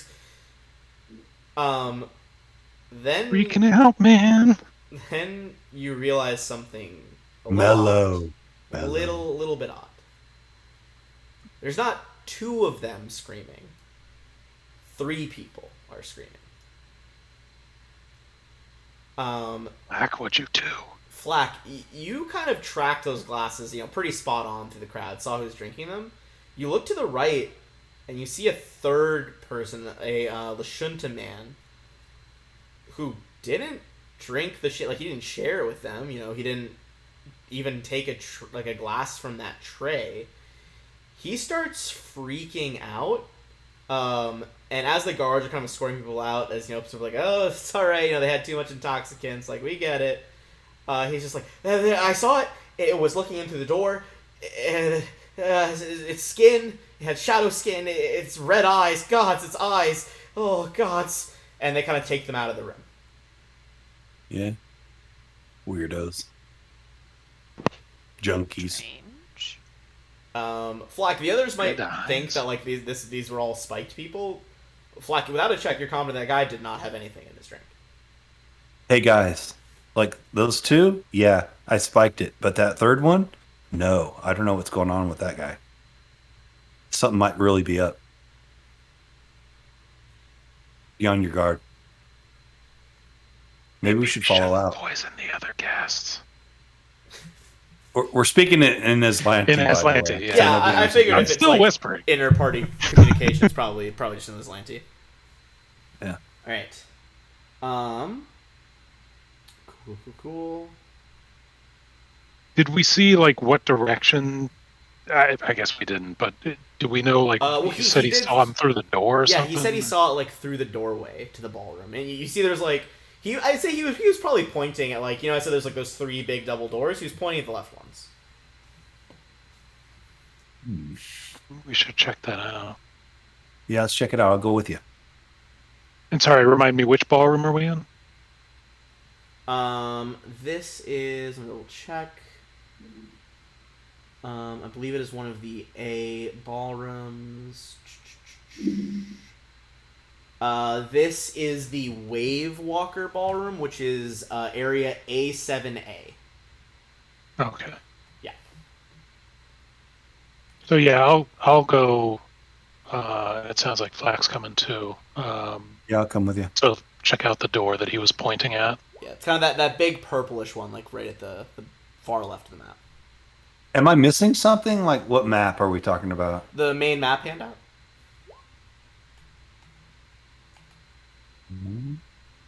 Here, I'll Up show at it to you. This the one? top of the. Okay. Yeah. So where are we at? We're A10. Far left, A7A is the Okay. the wave. Fuck, what is it? I keep saying it wrong. The Wave Walker Ballroom. Okay. Wave Walker Ballroom. So it's Gotcha. kind of got these big 3 double doors there on the right side. You head through them. Everyone, give me a perception check. Ah, come on. All right, 20, 20.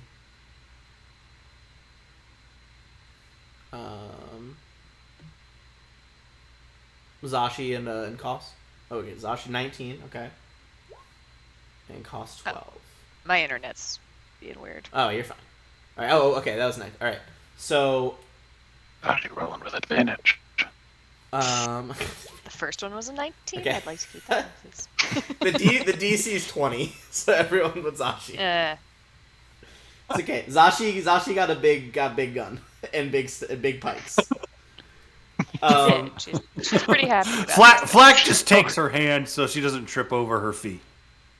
She's focused on the grenade machine gun she got. Right. Jesus. You watch Grenade. I'll watch where we go. It's cool. As you guys head out into that hallway, kind of leading into like back onto that trail that loops around the main floor of this resort, you briefly, out of the corner of your eye, you notice something bizarre. A vaguely humanoid-shaped shadow moving in the hallway against the light. At first, it looks like there's a lot of lights coming out of the ballroom, right? So you guys are all casting shadows on the wall opposite you.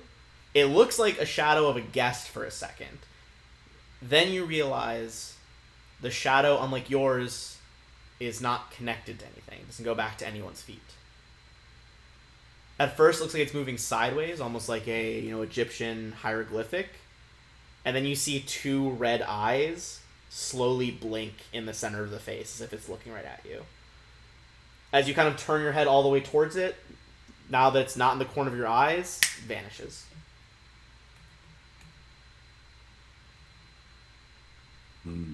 Fuck. Did you guys see that? The shadow with the eyes? Yeah. What the fuck was that? Don't have this. See another I robot have no idea. butler outfit comes up to you guys. Would you like more refreshments? No, my appetite is I'm good. All right. Flack pulls out the corrupted data pad with Okay. the application on it, and he does a search for flashing eyes and humanoid shadow. Just a general search. You don't find anything specific with that. However, as you're looking at shadow stuff, I mean, for those who didn't know, and maybe your characters didn't know at the moment, you realize that Project Penumbra, the name Penumbra, has a few meanings.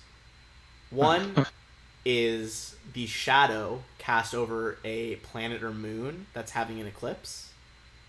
The second is a partially shaded outer region, like a shadow cast by an opaque object.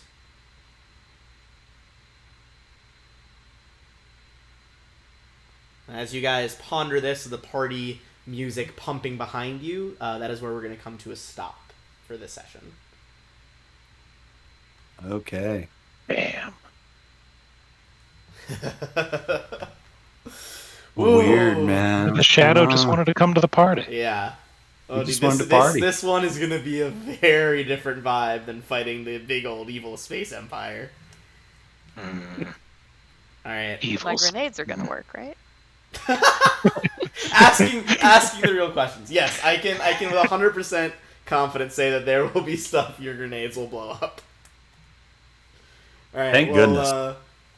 Thanks everybody for watching though. It's good to be back. That was our first episode Yeah. of Yeah. fucking Signal and Screens. Soloja's back in business. Yeah, so great to be back. I wish Kavala had made it. Hopefully next week. Yeah, I'll try to check in with him again tomorrow, see if make sure he's okay and all that. But yeah, hopefully we'll be back next week. Yeah. Right. Thanks everybody for watching. I'm gonna play a quick ad for those who are still watching. Feel free to stick around and support the channel. If not, we'll be back next Thursday.